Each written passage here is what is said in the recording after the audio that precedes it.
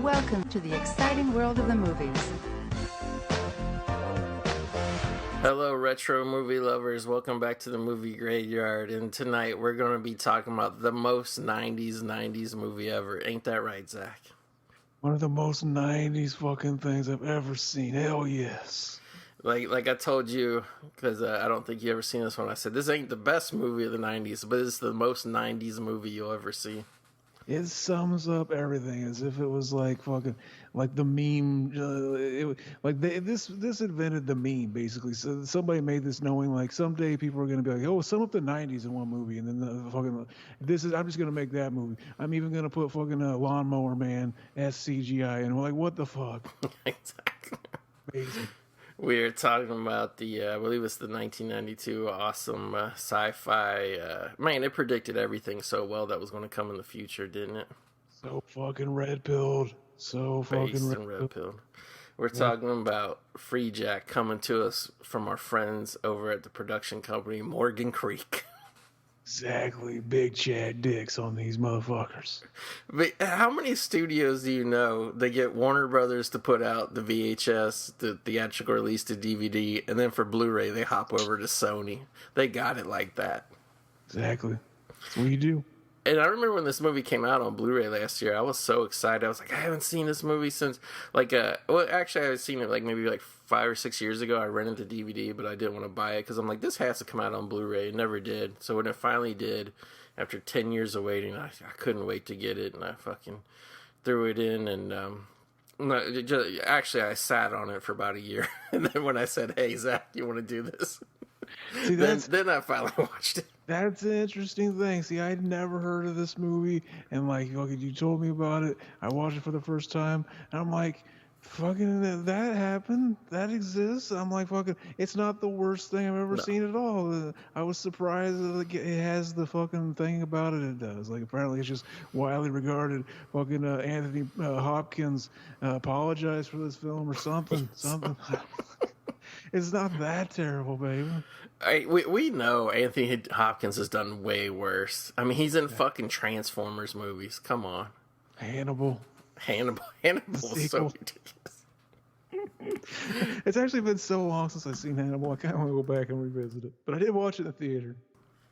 Well, I remember Hannibal was weird, too, because it was like... It's like, why in the... I mean, I guess it was kind of like, if you could say he had a low point in his career, like least popular, but like Ridley Scott went and made Hannibal, and it's like, why? Exactly. Why? It's almost like fucking like it sounds like it was made up, but it really happened. Yeah. And it's like bizarre. From what I remember it, I just remember sitting in the theater just thinking it was ridiculous how over the top Hannibal was, and how it was like, it was basically just like franchise exploitation. It's like, oh, you fuckers like Hannibal Lecter as a supporting character? Well, here's a whole movie of his shenanigans. It's like... Amazing. Yeah. Amazing. So anyway, we're going to actually start talking about Freejack here. Like we said, this has been released by multiple studios, because every studio, once the rights come up to Freejack video releases, it's a bidding war, I would say. Exactly.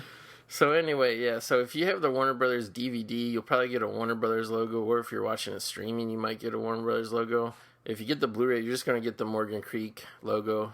So we're just going to call it down the middle, and we got to pause on the Morgan Creek logo, like where you can actually read it. It kind of swirls around, and then you see the logo. Oh, yeah. So, I pause it right when the logo settles, like once the animation's done, if it's sitting there, baby. It kind of reminded me of the New Line Cinema logo a little bit, right? Like the way it kind of like goes and has that bluish background. But anyway, look, they got such big Chad concrete cocks. They're basically taunting us with their logo, showing the bends in their cock. Like they got one of those big ass ones of bends. That's what I thought. Like it's so rubbery, they can like twist it like a balloon at a kid's party. Exactly. So we got to pause on the Morgan Creek logo. I'm gonna say 1, 2, 3, go, and then we're gonna start this awesome movie. Everybody grab your remotes. 1, 2, 3, go. We are going to drown in fucking bukkake fucking loads of great fucking Rolling Stones jism. Fucking, we got the man himself here, fucking our boy, fucking Jumping Jack Flash. It's your gas. I started singing a song because I don't remember his fucking name. Mick Jagger. I'm so terrible with names. I was stalling. Yeah, like I actually went to high school with a guy who loved Mick Jagger so much. I don't even find out about this so recently, but he started a band, and he named it the Tongue and Lips, which is the description of the Rolling Stones logo. Fucking, I thought he was gonna. I thought he named it the Mick Jaggers, and I was like, how do you market that? How do you put that on a fucking shirt? Like, fucking, that's just somebody's name. He could sue you. Yeah, But they were more based in Red Pill. They went with the Tongue and Lips. Very Chad move. it was. Exactly. So yeah, this fucking movie, like, it really does. It feels. This intro is very good though. Fucking, Yeah. it's got one of those Halloween Part 5 or Part 4 type intros where it just lets you settle and you're seeing the universe or the town. And I always love that intro for Halloween 4 too, baby. Well, it's funny too because like I don't know if you kind of picked up on this vibe, Zach, but it's weird. It's like this movie is like very expensive feeling, but also very cheap feeling at the same time. Like That's Mick Jagger's vape cloud we're seeing right there. Fucking, he is fucking huffing that fucking that dang shit. he's got the hookah. Exactly. They had to. That's how they convinced him to be in the movie. He was this like fucking. He was blitzed. That was fucking. Exactly. Apparently, there is a story about them how they got him. Did you see that? Yeah, was it the one where they just explained the storyline to him and he's like, "That sounds awesome," and then he like did the movie and he's like, "Yeah, if I would have read the whole script, I wouldn't have done it." Basically, yeah. That right there. I can't tell if it's just like really harsh highlights on their hair, but it almost looked like you could see the part where they cut around these photos of Emilio Estevez Right. to make the Photoshop pictures. But it might have been like really harsh like highlights in his hair that made it look like that. Yeah, like it gets off to kind of like a weird start, and it's like you just see some smoke clouds and some giant tanks rolling through it, and then it just cuts to Emilio Estevez in his underwear, like waking up. This is one of those movies like it's the cyberpunk future, like Yeah. utopia or dystopia. I mean, and like fucking like they're it's what they're laying on that, but unlike most movies like that, it doesn't start out with the opening test crawl. Fucking Right. slowly letting us know what's going on. Fucking even fucking Super Mario Brothers movie fucking had something like that. That was kind of a cyberpunk movie, which is weird to think. I think even Johnny Mnemonic had one too, right? Like an opening crawl or something. I'm pretty sure it did. It was a template. They all had to do it, Yeah. baby. But this one was like, fuck you, I won't do what you tell me. Fuck you, I won't do what you tell me. And that fucking badass bass riff. Very Chad. Well, it's kind of funny too because this movie kind of had like a little bit of a pedigree because it was based on a pretty popular, from what I take, science fiction novel, and then one of the guys who kind of like whatever adapted in the screenplay was Ronald Shusett, who was back in the day was partners with Dana Bannon, and like they created the Alien script and other things. He was like a guy that was Ronald Shusett was a guy who was really into science fiction and stuff. So it was like really, I would say this. Without looking at his credits, this might have been his last big kind of hurrah.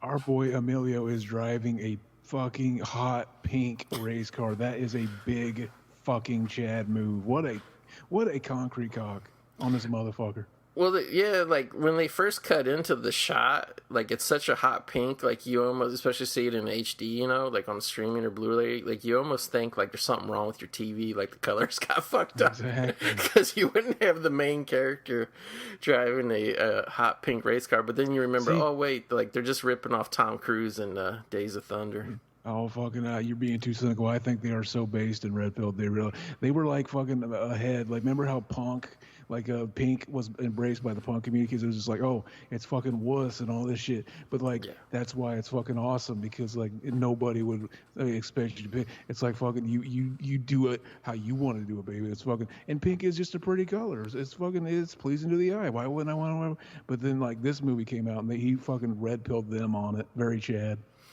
Do you think when he saw the race car in this movie, it made Steven Tyler write the Aerosmith song called Pink? Fucking that is a great song.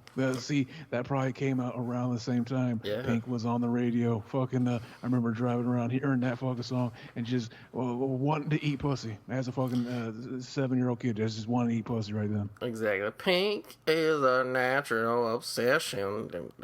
Pink is a make you come hard. Pink Hell is my yeah. favorite color, and I don't know how I'm not gonna big come every time I see a pink race car. It had to be based on this song or this movie. Exactly.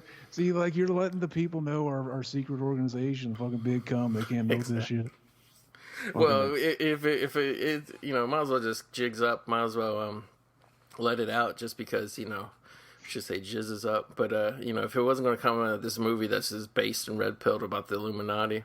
Now, Mick Jagger, this movie's kind of famous for having Mick Jagger in it, which it did establish him as an action hero. But there's also a secondary main character played by a famous musician. This is David Johansen, a.k.a. Buster Poindexter. Here he is playing Emilio Estevez's race car agent. Fucking the big Chad stud, basically. Fucking trying to hype his boy up.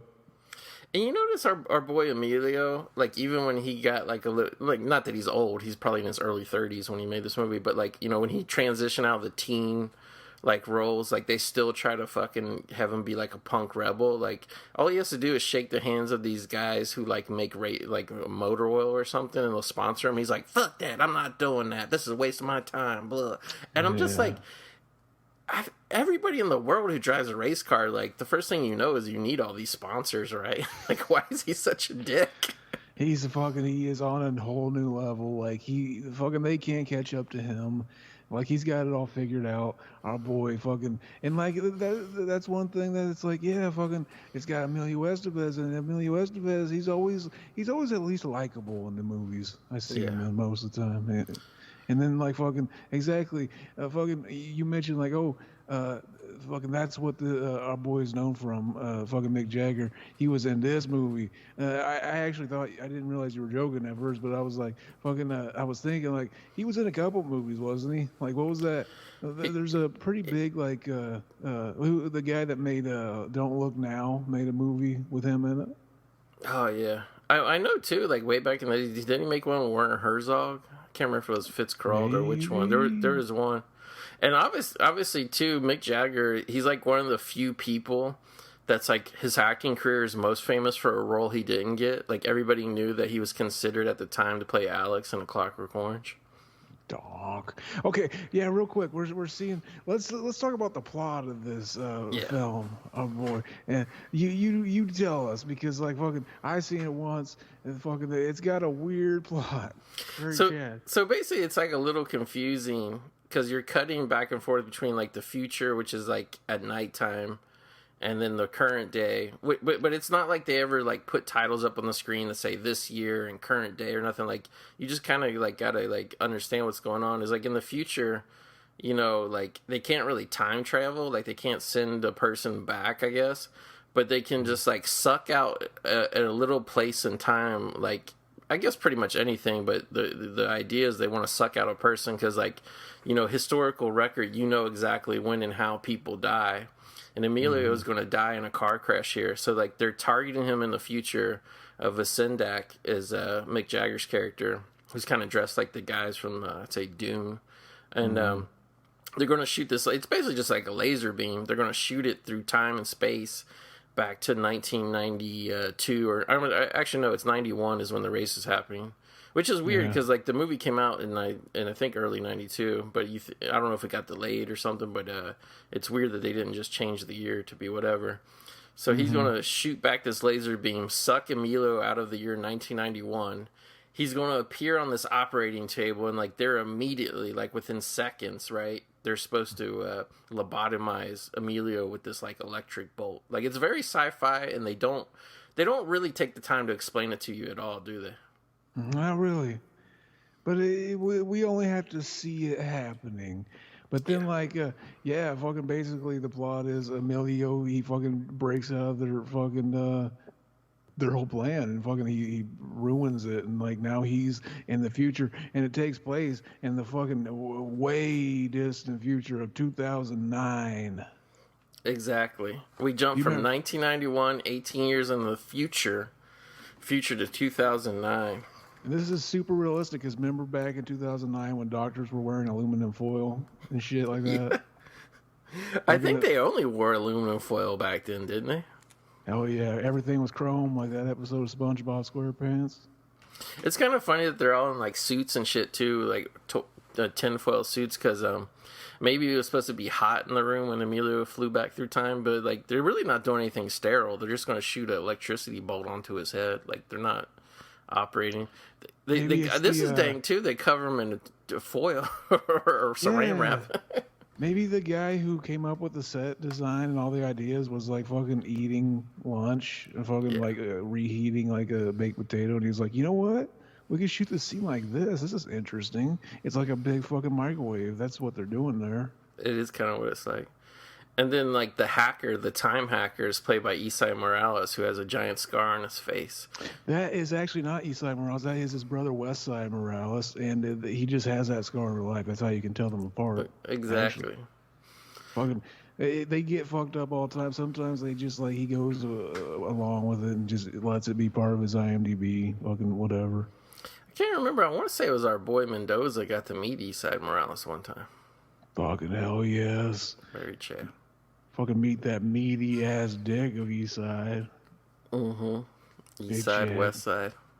Oh yeah. So the reason Emilio kind of gets the opportunity to like not and like the thing that shoots out the laser, it kind of has like a tentacle. Was that supposed to go up his nose? I'm guessing that's how they would lobotomize him.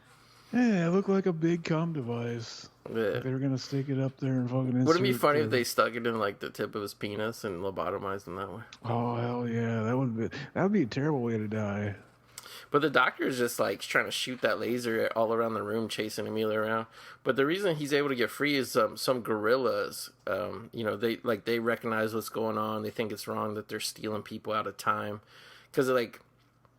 This was a lot of like it's not really revealed yet what's going on in the storyline, but this was the inspiration for Jordan Peele's Get Out. So in the future, the reason they're jacking these people out of time, which legally are supposed to die, it's like if you get sucked out of time, you have like no legal rights in the modern day 2009. So like they take the people out of time, they're like, oh, you're going to die anyway, so you're a deceased person. And then they lobotomize them, and then they transplant with a big machine the memory or consciousness or soul, or however you want to put it, of a current rich person. Gee, that's exactly what we would be doing, too. Yeah. We would be fucking like, oh, yeah, that's a good way to not have to pay minimum wage. We can just get fucking people that are supposed to be dead already fucking working all the factories. A big Chad move. This movie was based. Fucking very red pill. Now, the Stormtroopers, this is what I mean. Like, this movie, like if you look at the cinematography on this, Zach, like, it actually, like, look at these shots and the lighting. Like, it's a very stylized, good movie. But then you see the Stormtroopers running around, and they look like something out of fucking Schwarzenegger's The Running Man or something. Fucking, see, shit like that I think is fun, though. I think that adds to the charm. And yeah, it does. It looks like you see a movie that you hear talked about like this, and then you expect the Blu-ray isn't gonna look too great, but it does. It looks fucking. I watched it in HD too. It's streaming on HBO Max, baby. That's right. As soon as I saw it pop up this month, I was like, oh, we got to strike, because I was like, ain't nobody ever heard of this movie, and nobody else is gonna have a physical copy, so I got to strike while it's streaming. But I will say. Even though this movie is what inspired Jordan Peele's Get Out, like it makes a little bit more sense to me than some rich guy in the future would be like, oh, I want to pay to be, 40 years younger and look like Emilio Estevez, a movie star. Then, like, remember Get Out? Like, everybody was paying millions of dollars, and then they was just, like, working as the gardener and the maid.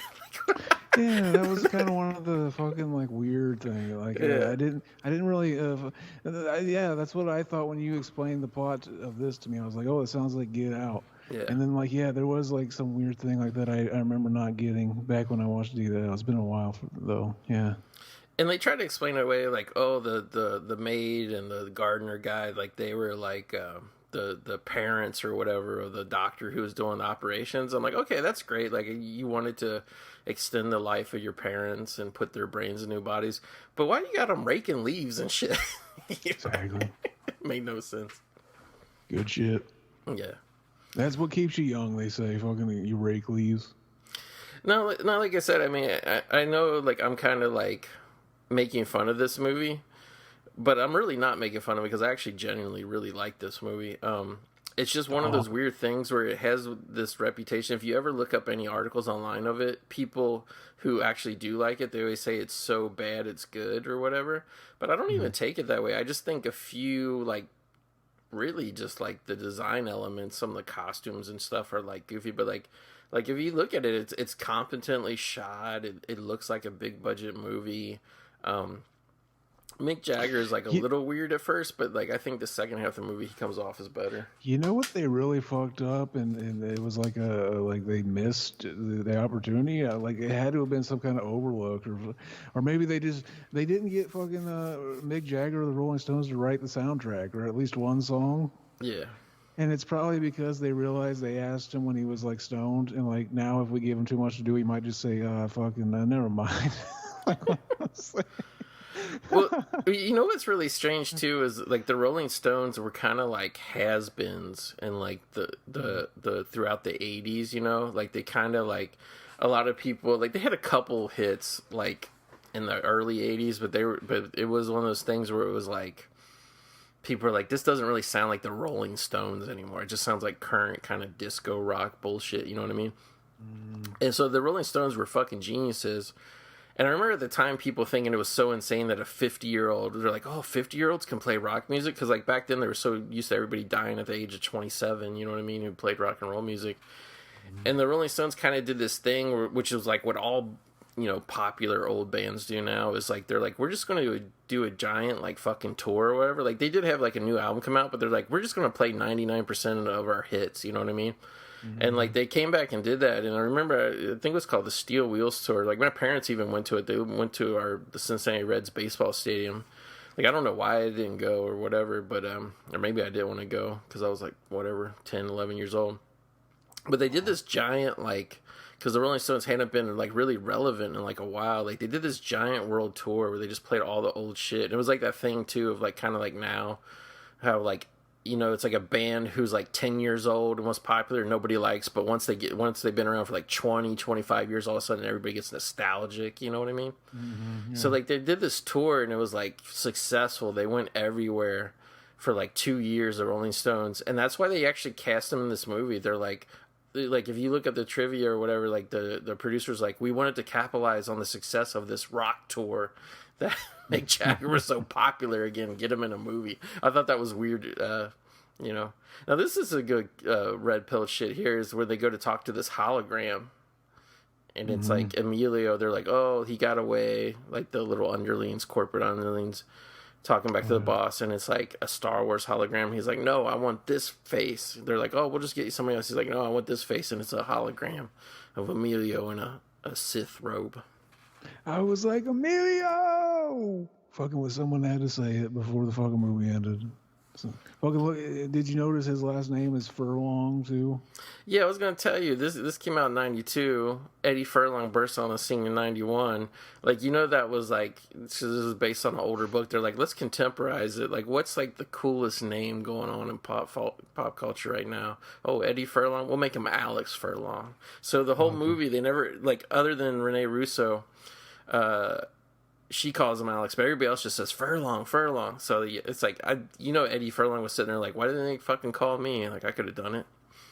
What if what if that's the reason Furlong's career, like, fucking went so sour? Like, if this movie wouldn't have done this, he would have been like the fucking it kid. Like, oh, the kid from T2, now it's tainted by that movie that everybody remembers as being really bad, but it's not that bad. This was like one of the few times, like, I was used to movies coming and like playing in the theater for a week, because a lot of times we would go see like horror movies that were put out by smaller companies and they wouldn't be around long.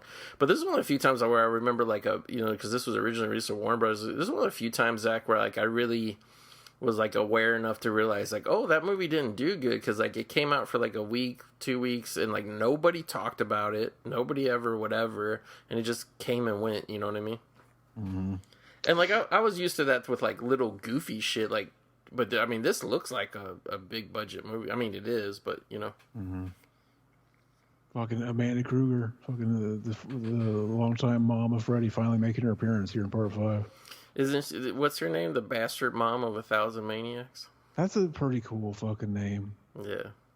I mean, it doesn't make much sense because only one guy can fucking get you pregnant. But like, whatever. And not only that, cool but like, concept. you ever notice when you watch the scene as a kid, like you take it literal that, you know, I mean, in real life, people just exaggerate bastard son, 1,000 maniacs. Like you look in the room and there's like only about 60 guys, and you're like, where's like the other 940 of them? Oh yeah. Yeah, we basically like once he got here, it became like that scene in Back to the Future where Marty runs to his house to fucking, and it's got different people living there. So like he went to find his wife, and like she found out that she like is still alive, but she moved on. Yeah. And so like he's got to go fucking find his wife in the hell yeah, Big John Stud over here. Yeah, it was just like Back to the Future 2 where he goes to his old house and like different people are there. Exactly. And like there's another thing too is like I don't know if it was racist or trying to be reverse racist, but like in both Back to the Future 2 and this one, when people go to their old house, it's always black people living there, and they're shocked to see that black people are living in their home now. Did you pick up on that? Yeah, it is fucking. I wonder if there was some like weird thing they were trying to imply with in both movies. Who knows? Yeah. No, I thought this was weird. Was like I guess it's supposed to look futuristic, but like Mick Jagger is sitting on this giant like 20-foot long like couch that's just made out of like the most ridiculous grandma looking like I don't know like fabric, red fabric, and I was like this was like the only thing in his lair that stood out to me. I was like, why the fuck did they pick that? Like it looks so shitty. Like yeah, and West Side Morales literally looks like he has athlete's feet on his face. He does. And like they don't really like talk about it because like at this point Mick Jagger is starting to get nervous that he might have like a rat or something. Like he can't understand like why everything's going wrong and why, you know, Emilio Estevez keeps evading all his detectives or whatever, stormtroopers. So he has a West Side Morales put his hand on like a little handprint thing, and when he tells them like whatever, it's like a truth detector kind of, Exactly. like a lie detector. And it basically set him up. That was where we're supposed to get the implication that fucking no, this guy he means business. But like because it's fucking because it's Mick Jagger, you just want to like fucking like hang out with him, smoke a doobie, and ask him like fucking dude, like you make a dead man come. That's one of the greatest lyrics, dude. Like what made you make that? a dead man come. Oh.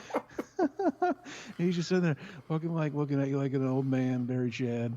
Basically, like that kind of fucking shit you get whenever you're just like, well, you stop giving a shit. Yeah, so basically, Emilio was just running around in his race car outfit, and he wound up in this church. And like, I don't think we set up too much that Rene Russo plays his wife in 1991, and then like for like the first kind of half here, he's trying to like track her down to, you know, see what's going on because like nobody really wants to help him. Just Amanda Plummer does playing the nun here. Like she gives him some clothes to change into, so you know he isn't so conspicuous or whatever. And it's coming up here in a second, Zach. But the director of this also directed Young Guns 2 with Emilio, and because I thought like this kind of looks like his Young Guns get up, like this shirt and the long jacket and then the hat. And it's like like something happened where I don't think they could use it, but they said they intended to use the exact same hat that he used in Young Guns 2. And I'm like that's so weird. Like why would you reference like a movie that you made like a year before? You know what I mean? Fucking amazing. Yeah. They were trying to do the fucking Marvel thing. See, they were red pilled and they did everything first, and people shit on it. But look at like the light beams coming into this place and stuff. Like this is like beautiful like film design and cinematography that like you don't see anymore. You know what I mean? Mm-hmm. So like all those people are like, oh, it's so good, or so bad, it's good. I'm like, oh yeah, but it also has better cinematography than your favorite fucking Marvel movie. So. Mm-hmm. Did you I remember I heard something about the test screening of this movie was really bad or something. Yeah.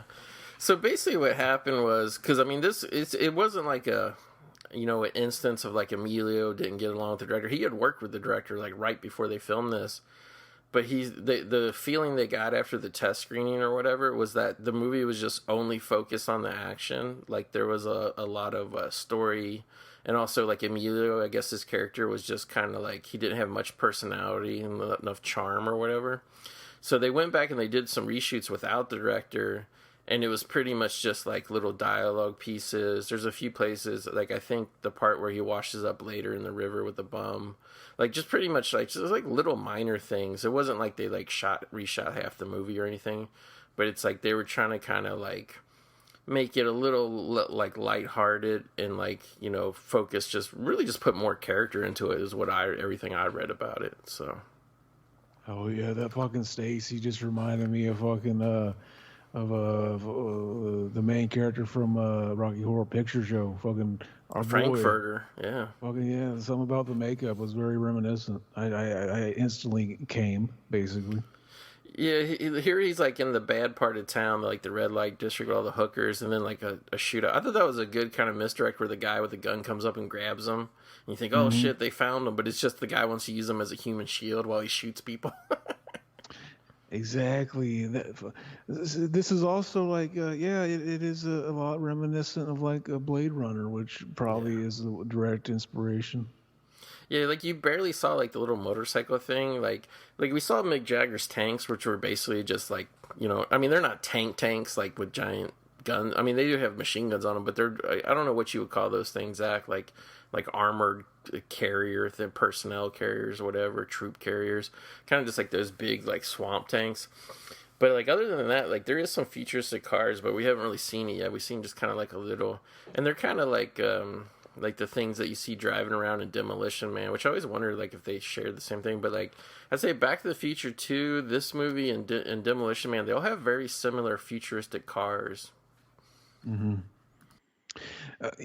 People like to nitpick like the logic of the like time travel in all their favorite movies.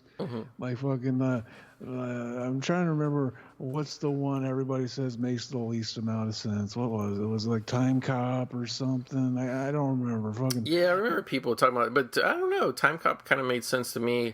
I think the thing that's whatever about Time Cop is like they have this thing where if like the future version of yourself touches yourself, like the matter like warps together, like you'll like turn into like a blob, like you're like the skin will all melt together and like you'll kind of like disintegrate, which like people say that's ridiculous, but they set that up in Back to the Future, don't they? Like Doc tells them like, don't meet your whatever past self, future self. Oh. Yeah, like that doesn't really seem like maybe they mean it's ridiculous because it's like, oh, you know, they just put that there so they could show off some early 90s CG, and which you probably like, oh yeah, that looks ridiculous, but like it doesn't really seem ridiculous as a concept, I guess. Fucking it seems fine to me. But like in this movie, like they had to pinpoint the certain time, and like they were setting something up with lasers. They recreated a 3D model of him in his race car. I was like, okay, so do they have to like try to simulate the kind of like energy that like happened in the crash, and like through some kind of weird wormhole time warp they're pulling? Like I was thinking about like for some reason I always try to think deeper about this stupid shit that no one should notice like that. Yeah, I think it would have been interesting if they would have staged it a little bit different instead of just having himself pop out. If like it wasn't exact and they kind of like ripped out the whole cockpit of his race car, like that would have been cool if like half the car just like showed up and you know what I mean, like crashed. Like now he's meeting his buddy, the old manager of his, baby. Yeah, I was meaning to ask you. This is like I said, David Johansen, which is lead singer of the New York Dolls. And also, after New York Dolls broke up or whatever, he became Buster Poindexter's like an alter ego, which was like really over the top. He had that song "Feeling Hot, Hot, Hot." I was gonna say, because you're a bit younger than me, do you even know who this guy is? Did you recognize him? Not really. Oh, you look up sometime after we record this. Look up Buster Poindexter "Hot, Hot, Hot" on YouTube. Like this guy, like he had like big. He almost was like he was almost like a Pee Wee Herman type character. Like he was like this crazy party guy, and he was like, you know, his songs were like, because New York Dolls were like one of those, like they kind of called him like a proto punk band, but they were like New York Dolls were like one of the first guys that like dressed up kind of like women, like they almost performed in drag type thing. And then like when the 80s came around, he went and created this character Buster Poindexter, where he was like always in a kind of tuxedo, and he had a big pompadour hair, and he was like the crazy party guy. And he made like a couple albums and had big hits. And it's just like when I was growing up as a kid, I didn't even know who David Johansen was. I just thought, oh, that's Buster Poindexter. I thought he was like a real guy. You know what I mean? Like Pee Wee Herman. I remember when I found out Pee Wee Herman wasn't a real person. Yeah. Like, why does he go by Pee Wee? Why does he build as Pee Wee Herman as himself then? Like, fucking, why are you lying to me? I felt so lied to, like, fucking finding out Santa Claus wasn't real and shit. Exactly. So was he like a stand-up comedian or just like joke songs? No, he was it was like joke songs, but it wasn't. It was weird. It was like the thing I can kind of like draw an analogy to is like, you remember, like, did you ever see like the Talking Head shit where David Byrne got really weird and he was wearing like giant suits and shit and he was like acting goofy? It was kind of like that. Like Buster Poindexter was just like a devilish character who was always dancing around and singing, but like, I guess because it was a shirt with big ass shoulder pads for no reason. Exactly. Everybody trying to look bigger. But it was like he kind of parlayed that character, and I don't know if he like played that character outside of musical, if he ever like appeared as it in movies, but like he started getting casted in movies because that character was so over the top and crazy. So like he played the hitman who like fucking like with the black cat and Tales from the Dark Side. Dog. And he was like the I can't remember exactly which, but he was like the cab driver, ghost, whatever, and Scrooged. Mm-hmm. So I mean, he did like a lot of shit for a while. I mean, he's still a pretty fairly famous guy. But I guess we're seeing the fucking Mike guy from Breaking Bad. If we didn't point that out already. Yeah, I saw his name in the credits, and now I'm blanking. I know who that guy is. It's like Joe, whatever.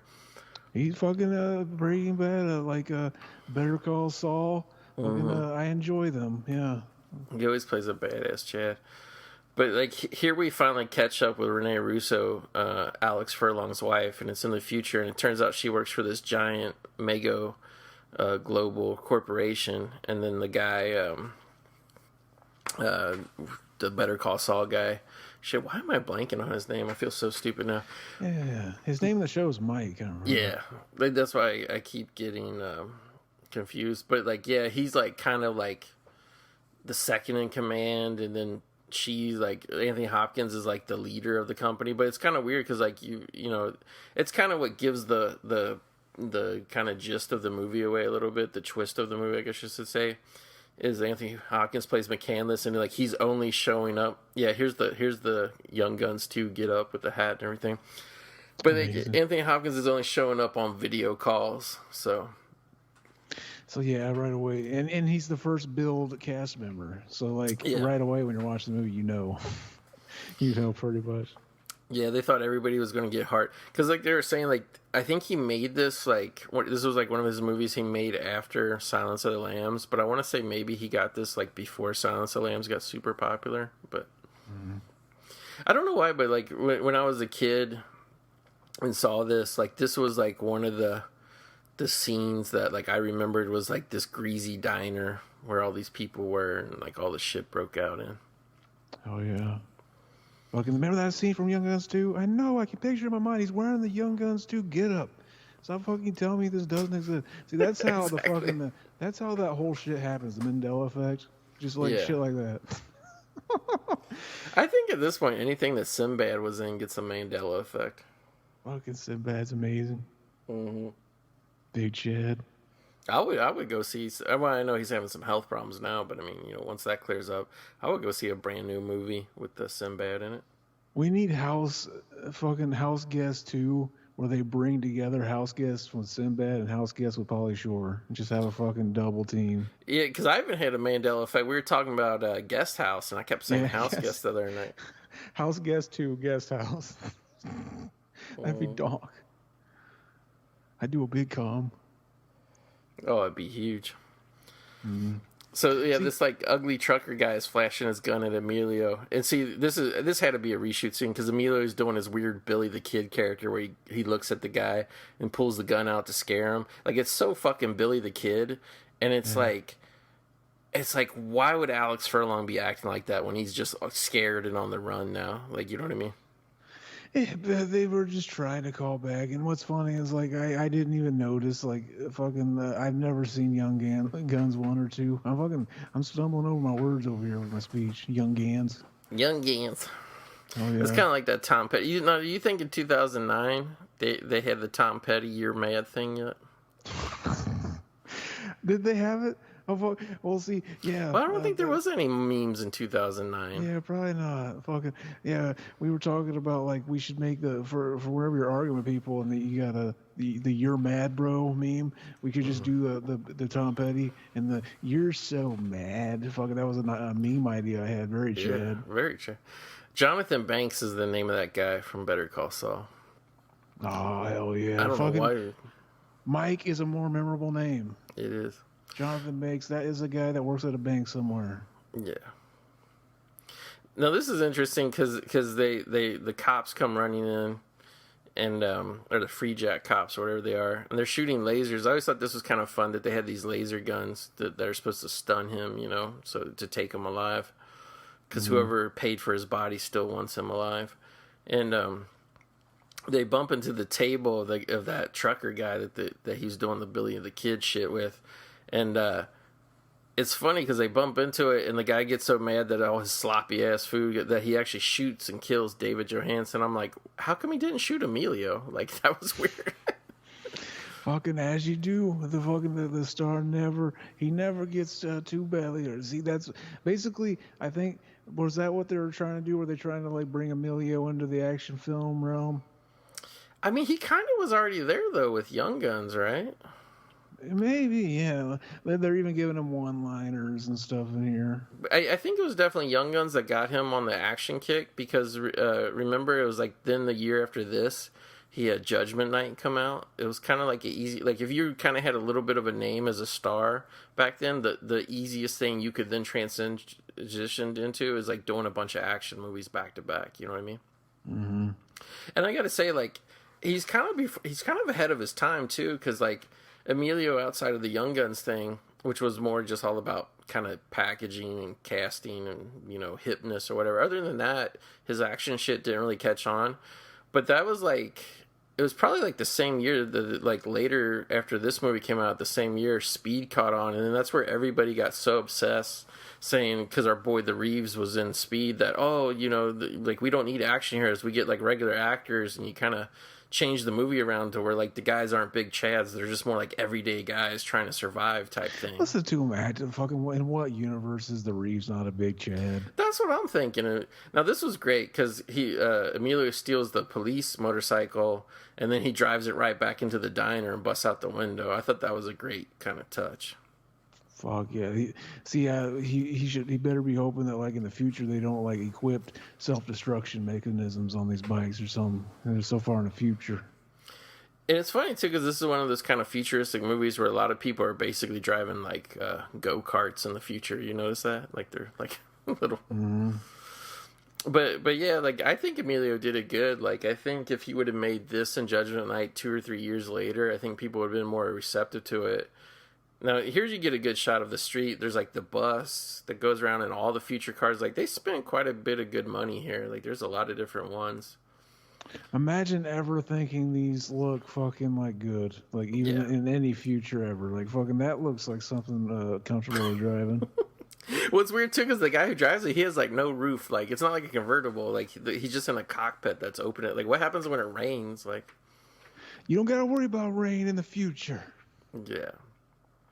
Everything is equipped with, their own dryer. Like the fucking carpet, it just has a dryer underneath the fucking floor, and it dries it. It's amazing.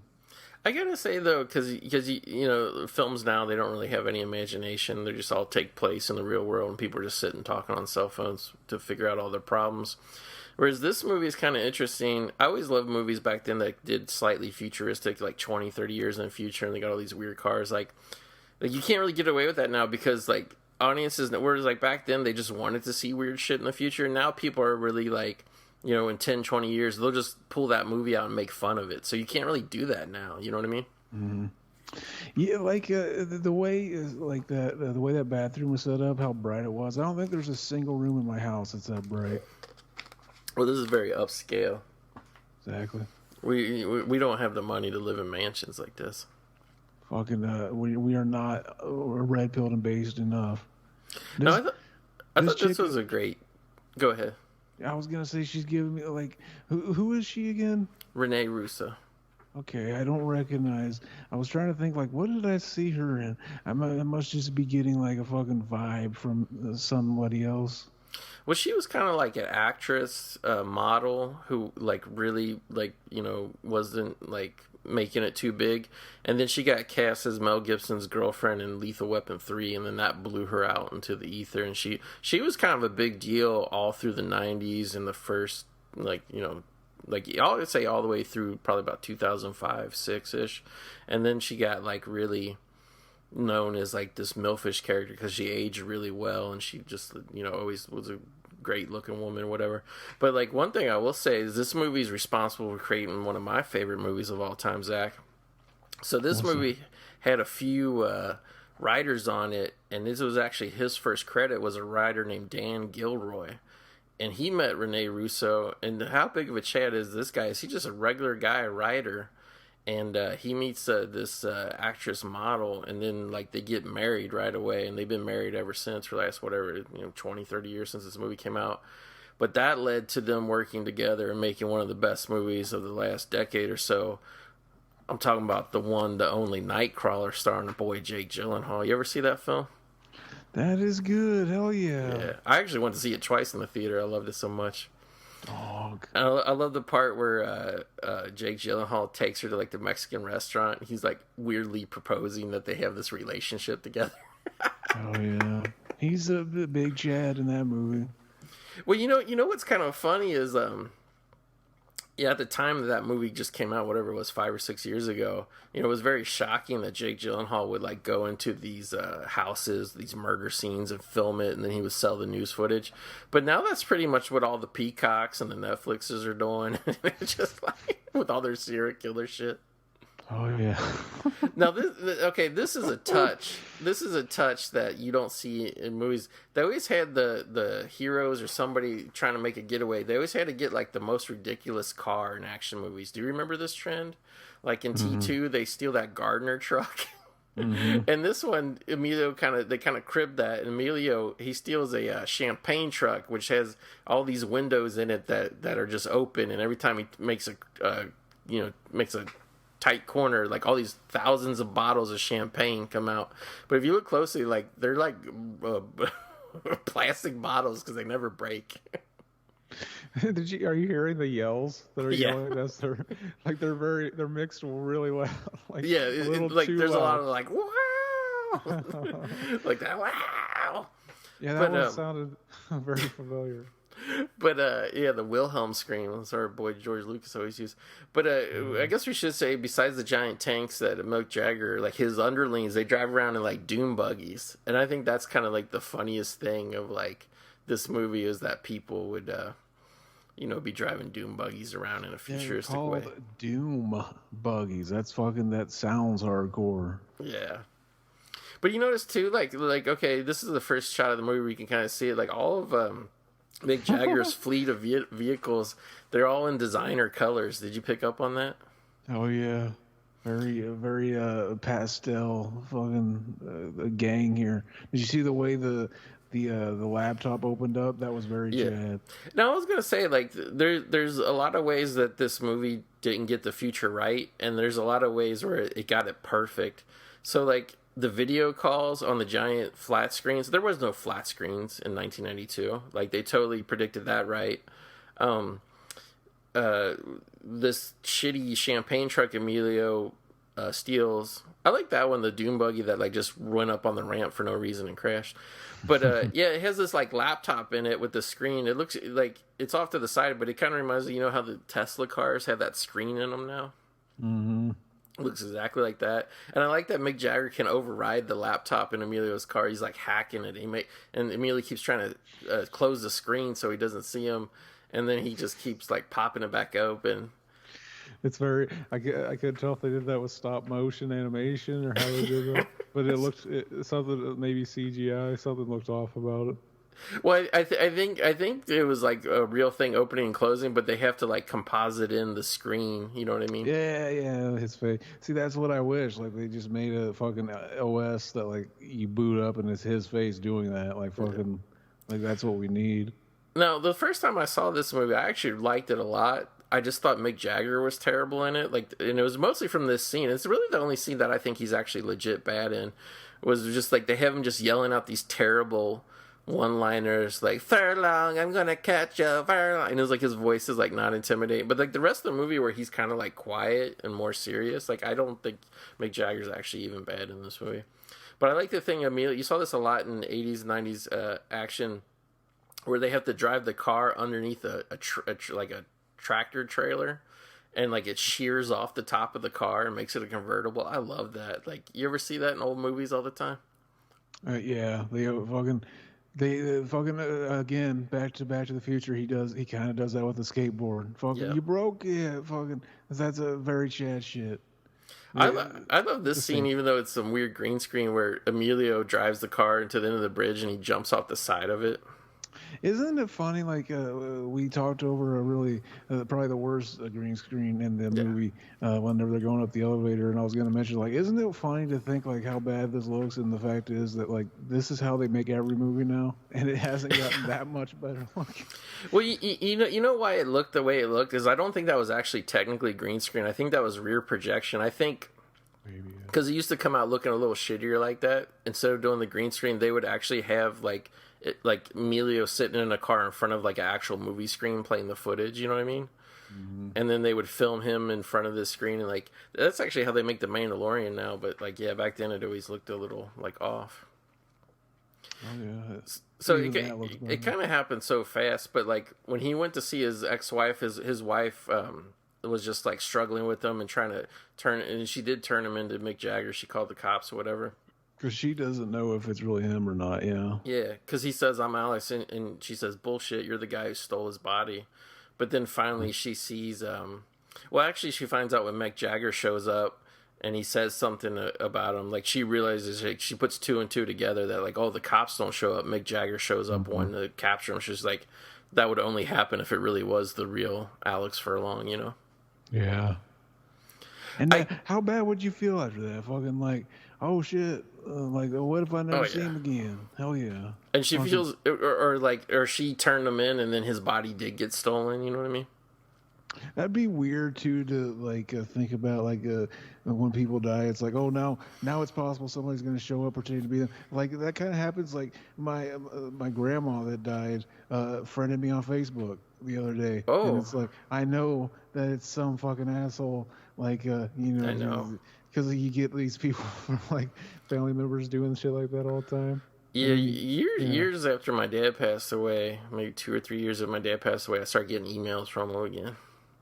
Fucking very low T. Fucking how they do that, yeah.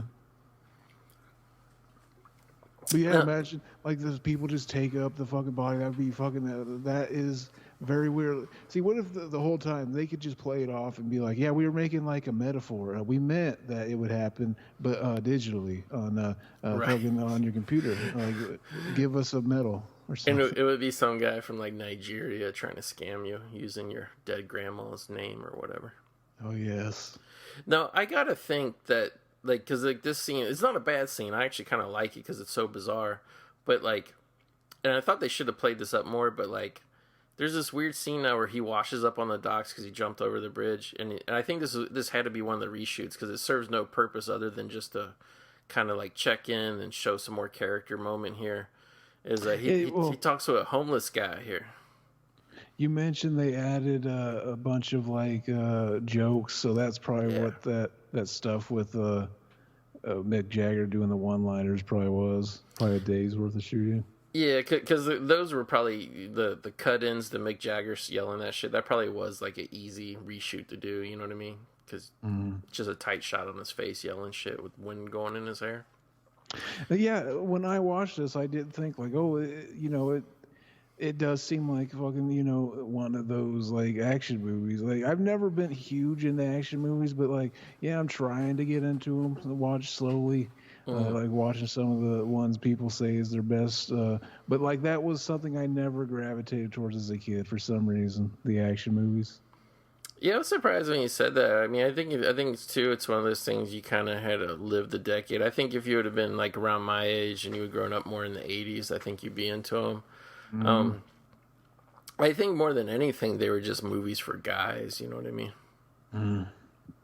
Yeah. Just shit you watch with your buddies or whatever. Now this was weird, man. He gets up and there's like another guy's feet by his head. I'm like, who's up there? Like, I want to know.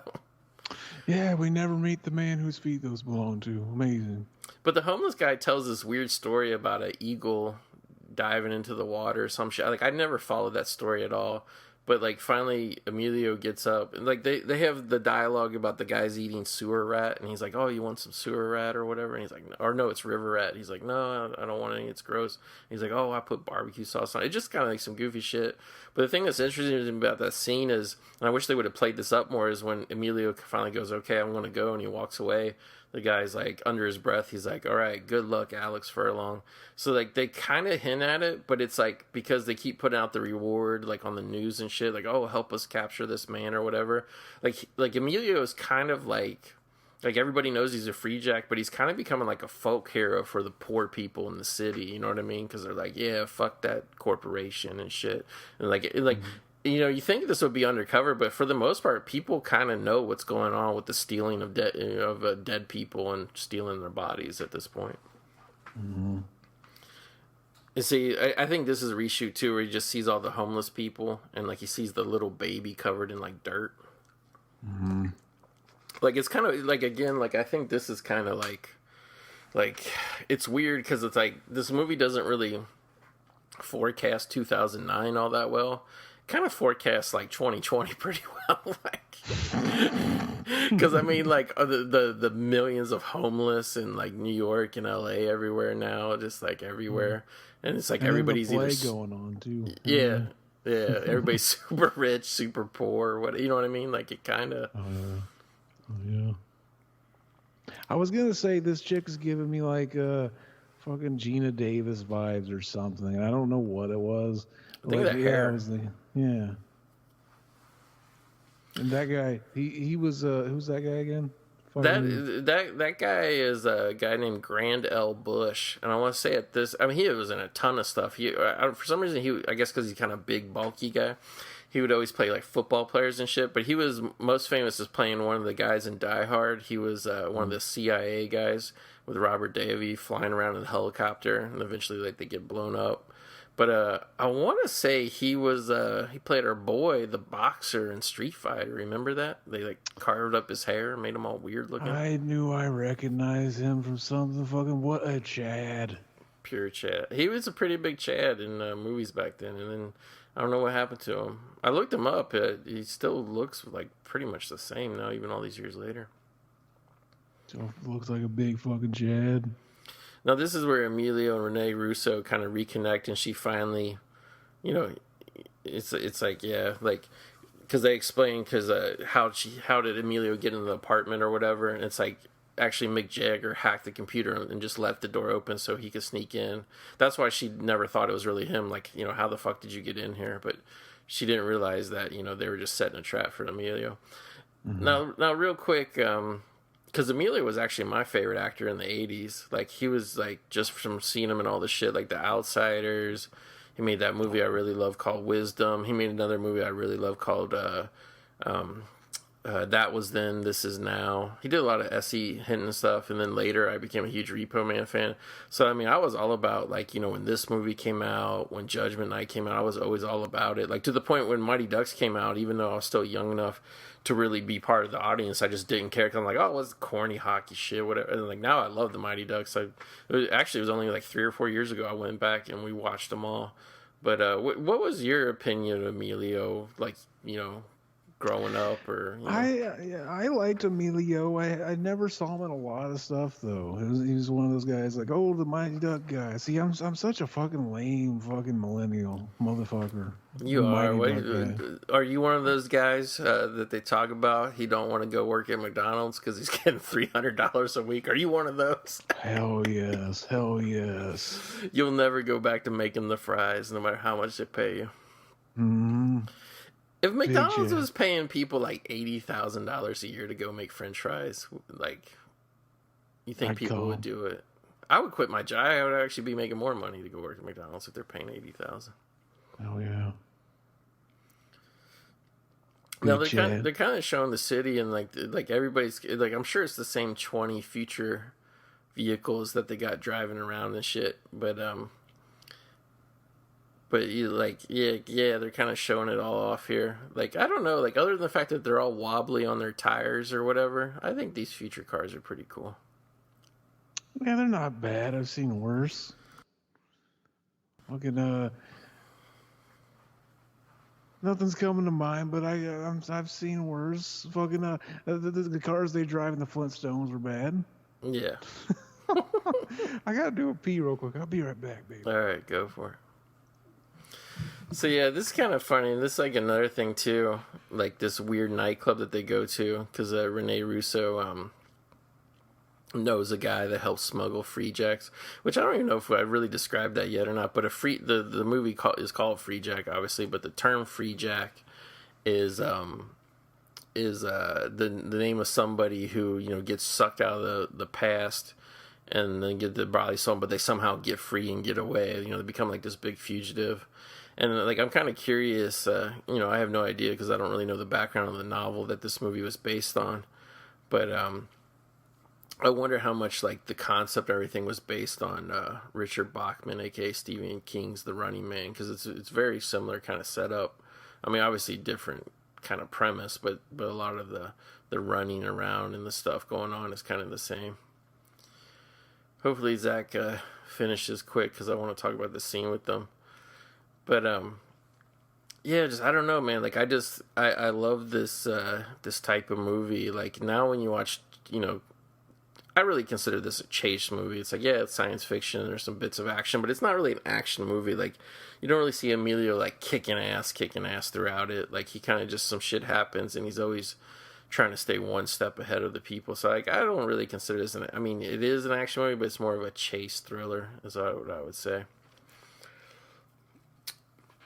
But right now, it's a pretty interesting scene because he's at this club and there's like just like a roving camera. I guess another thing that this movie was really, kind of, predicting in the future would just there would be so many, channels on TV. They needed content and stuff. So it's like literally just a TV show on live TV of a lady going around interviewing people in a nightclub, and the lady is like another Mick Jagger influence.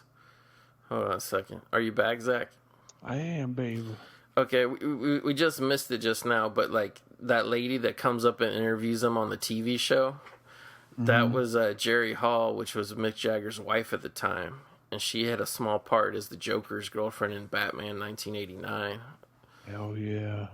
Yeah, she was really famous for a long time. A couple years ago, she had a dating show where she dated younger men. I didn't see it, but I saw the commercials for it. Was she a big Stacy? Huge Stacy. She was like of the Stacy era of like the tall, thin, blonde women, and she was like a runway model and everything, and also like a print model. But I thought it was interesting. Mick was like, "Okay, you wrote me in this. You got to give a part for my wife too." Fucking Chad. And they were together for decades, but yeah. Yeah, I like the Rolling Stones. Fucking, Yeah, they're good. They Chad. I was just listening to some Rolling Stones yesterday. I can't remember what it was. But I like that song. It's like fucking. It's about like I'll never like something about leaving the pizza burning. How's it go? Fucking, leaving the pizza burning. Never leave your pizza burning. Burning. Fucking Chad shit. I like this kind of. It's kind of one of their more corny songs. It's kind of like almost like a disco song, but it's like hot stuff, hot stuff. Amazing. Hell yeah. I think the only Rolling Stones song that I don't like, and I did like it originally, but then fucking Windows 95 beat it to death, was Start Me Up. I got tired of that being in every fucking commercial. Hell yes, fucking. That is where he says, "Make a grown man come." Though Yeah, make a grown man come. he is fucking the hinting at our Illuminati ties. So fucking the big comes. Now, unfortunately, you missed it, but did you think it was funny? Because I thought, like, oh shit, they're in on it. He's got set up when he goes to the when they go to that nightclub, and he just sits down at the bar while Rene Russo's talking to the guy, and he just orders a drink, and the guy just hands him like a glass of blue piss, and he drinks it, and he immediately starts getting all fucked up, and like his vision is all blurry and shit. Like I thought they're like, oh, they drugged him, so Mick Jagger can come steal him or whatever. But it's like, no, it's just like that drink was so powerful, it just fucks you up the second you drink it. Fucking hell yeah, that's how they've evolved, baby. They've strengthened their livers to the fucking that point. And I think that was definitely a reshoot scene where they interview him or whatever, because when Jerry Hall interviews him, did you notice he did an Arnold Schwarzenegger impression, and he did a line for the Terminator? He goes, "Fuck you, asshole!" Like it's like the only moment in the entire movie where I cringed. Honestly, it was just like it's so cheesy and so bad. It looked like they had to twist his arm to get him to do that. Almost something about the way he delivers that. They're like, Emilio, we did the test screen. The 14-year-old girls in Peoria. They want more humor. You're a hunky guy. Be funny. Fucking, he's like, I don't want to say that. I don't want to do this. This feels so uncomfortable, but it's just like you have to. Yeah. They probably did multiple takes where he just did all the famous lines from different. You know what I mean? And like I was saying when you were gone, Zach, we were talking about this being an action movie. I don't really consider this an action movie. To me, this is more like there is action sequences, but majority of this is really like story-based science fiction, wouldn't you say? Like where he's just getting chased around and trying to figure out, like, how do I reverse this? It's basically like an outlaw type movie, you know what I mean? Mm-hmm. Yeah. Now, I thought this was interesting, where he finally reconnects with his wife, and like he's getting romantic, and at the time when I saw this as a kid, I was like, oh, that's like a little weird. Like it's almost 20 years in the future and she looks the same, but she really doesn't. Like they somehow made her look younger. Like not that she looks old now, like in this current part of the movie, but like she just looks more mature or something in this part of the movie compared to like her opening scenes or whatever.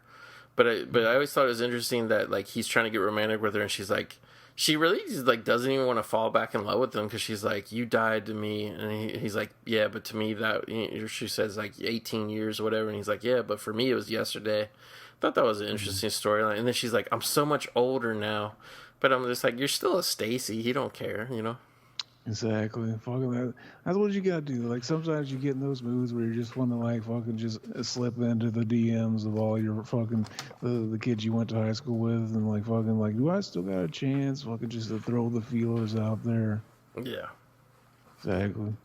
No, I don't know why, but I kind of feel like this maybe might have been a reshoot scene too, where like we need to hate him more, the bad guy. Because they really, Jonathan Banks, which is kind of weird too, because it's like this movie is kind of like a mystery going on where you don't know who hired to get Emilio's body. So like they're hiding that from you, but then they're trying to set up at the same time that the guy that runs the company that Rene Russo works at is a bad guy. So he's like slapping the nun around that helped Emilio.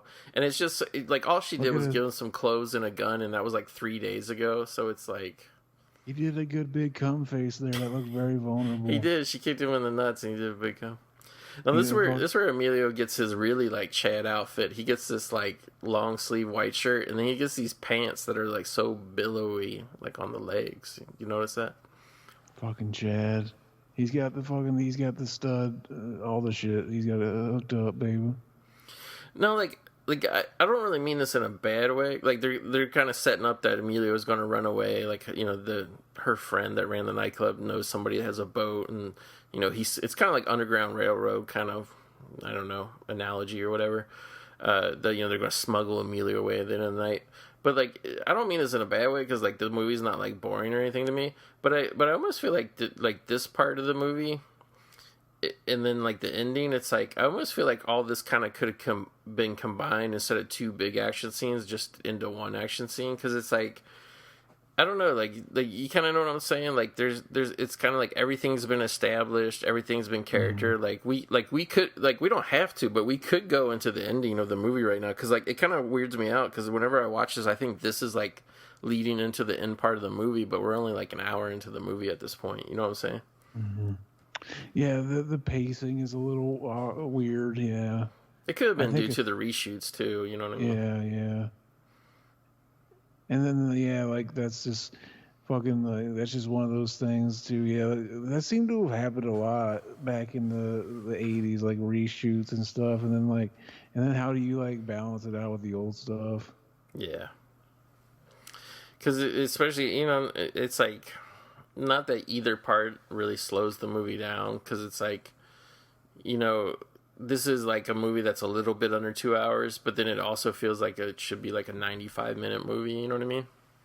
Mm-hmm. Yeah. Like they fill it up with tons of action and stuff. I think actually this scene coming up, which this is almost like the big action finale of the movie. Like there is action that happens at the end, but they kind of like are always cutting away from it and not really showing you it.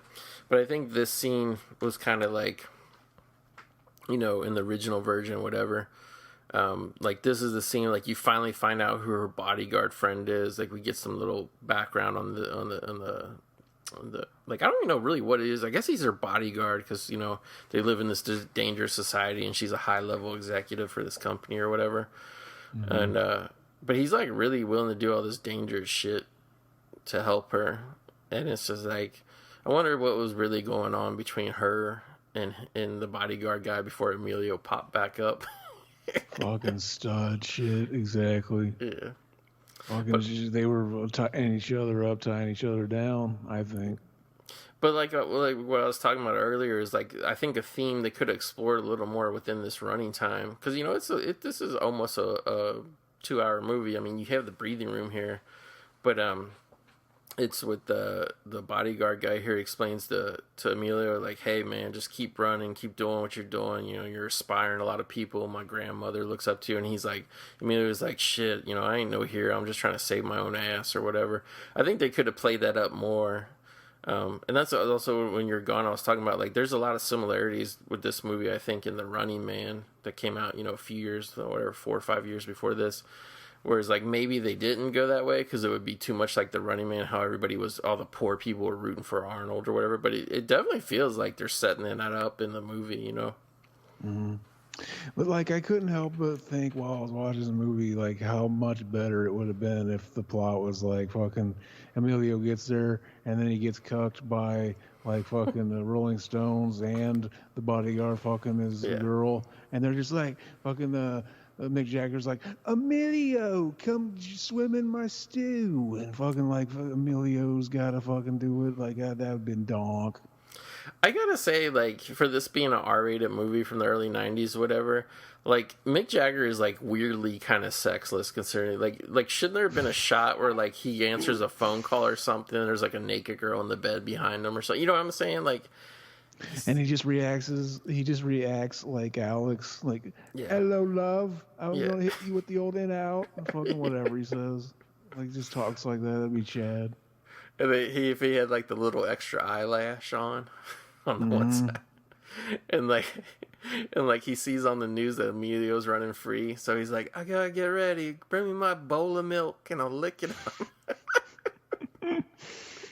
It just gives that Kubrick stare as he's drinking the milk. Hell yeah.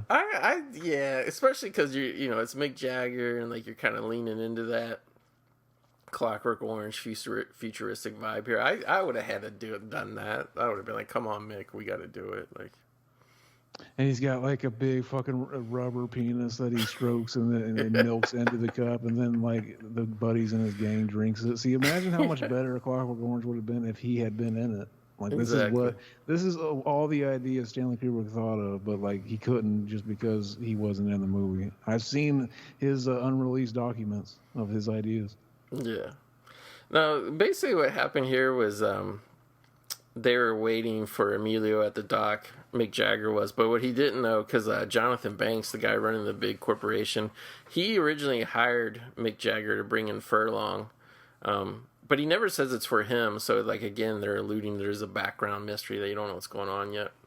which is kind of painfully obvious in all honesty, but you know, it is what it is. Like back then, like they weren't trying to hide shit, they were just trying to be vague. But Yeah. but like he doesn't think that Mick, you know, because Emilio has slipped away so many times now, and Mick Jagger's not getting the job done. Isn't Mick Jagger like his group of guys, his personal army? Aren't they called like the Bone Jackers or something? Yeah, there's something that sounds very oddly sexual, like something they do to you in a gay porn. Like Yeah. something, yeah. But anyway, like because Mick Jagger's not getting the deal done, whatever. He also hires like a second group of mercenaries to come get Emilio, and I think those guys are actually trying to kill Emilio. But those guys are basically just like homeless guys with machine guns, aren't they? Mm-hmm.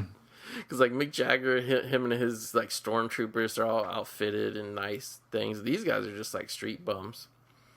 They should have played up Mick Jagger's whole like. They should have made him like a Professor Clouseau type, and he's just like always fucking up, and like he's a bumbling, like he keeps trying to come up with these ideas and keeps fucking up. Like it kind of ends that way anyway, where they're just like fucking.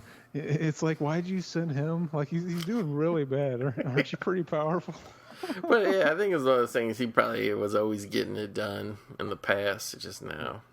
But yeah, fucking our boy Mighty Ducks Emilio, he's too slick. Yeah. That's so sad that I know him as a Mighty Ducks guy.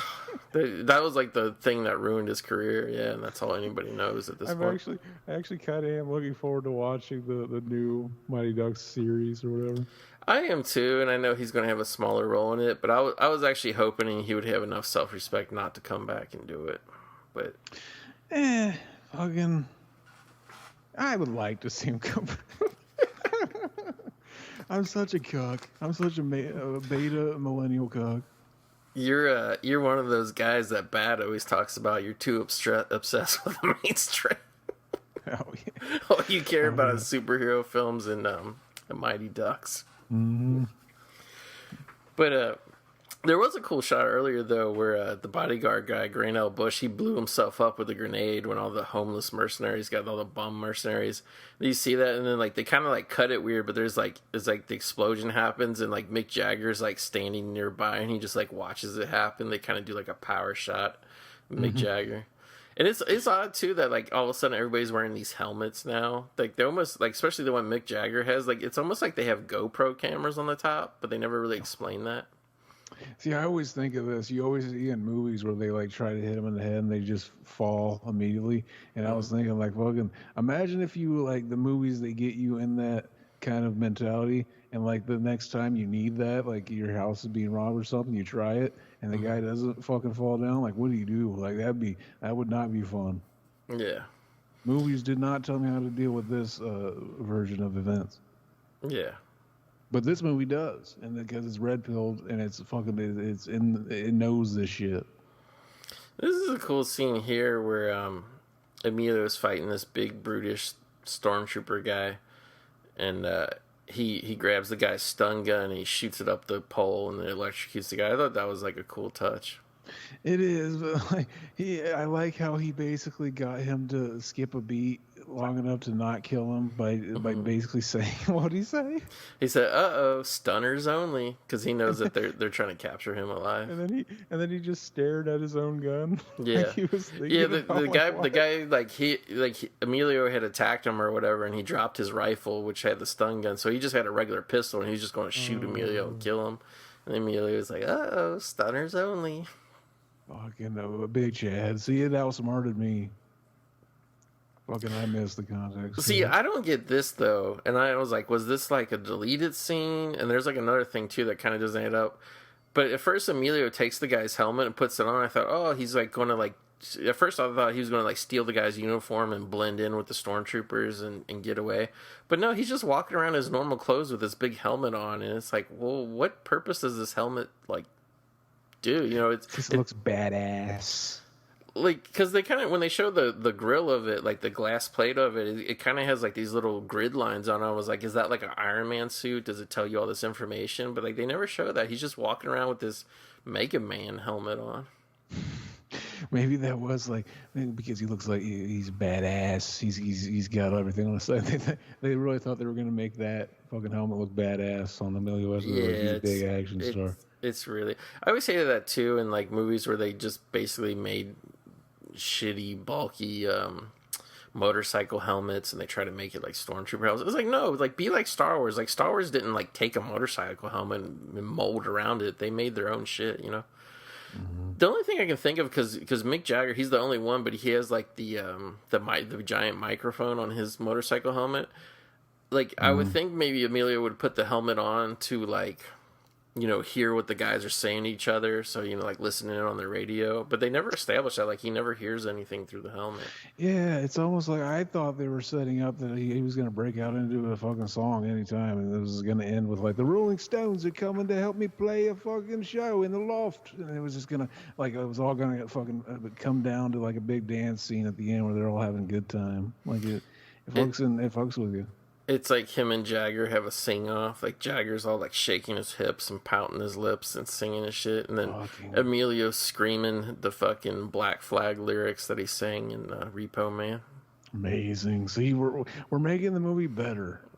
We need to get Mick Jagger to fucking make his draw 3D models of us sitting on our computers and then fucking like aim it at us or aim it wherever and fucking like go back in time or rewrite the script one last time. Give our boy Mick Jagger reason to like, oh, then I read the script and I was like, holy fucking shit, this is amazing.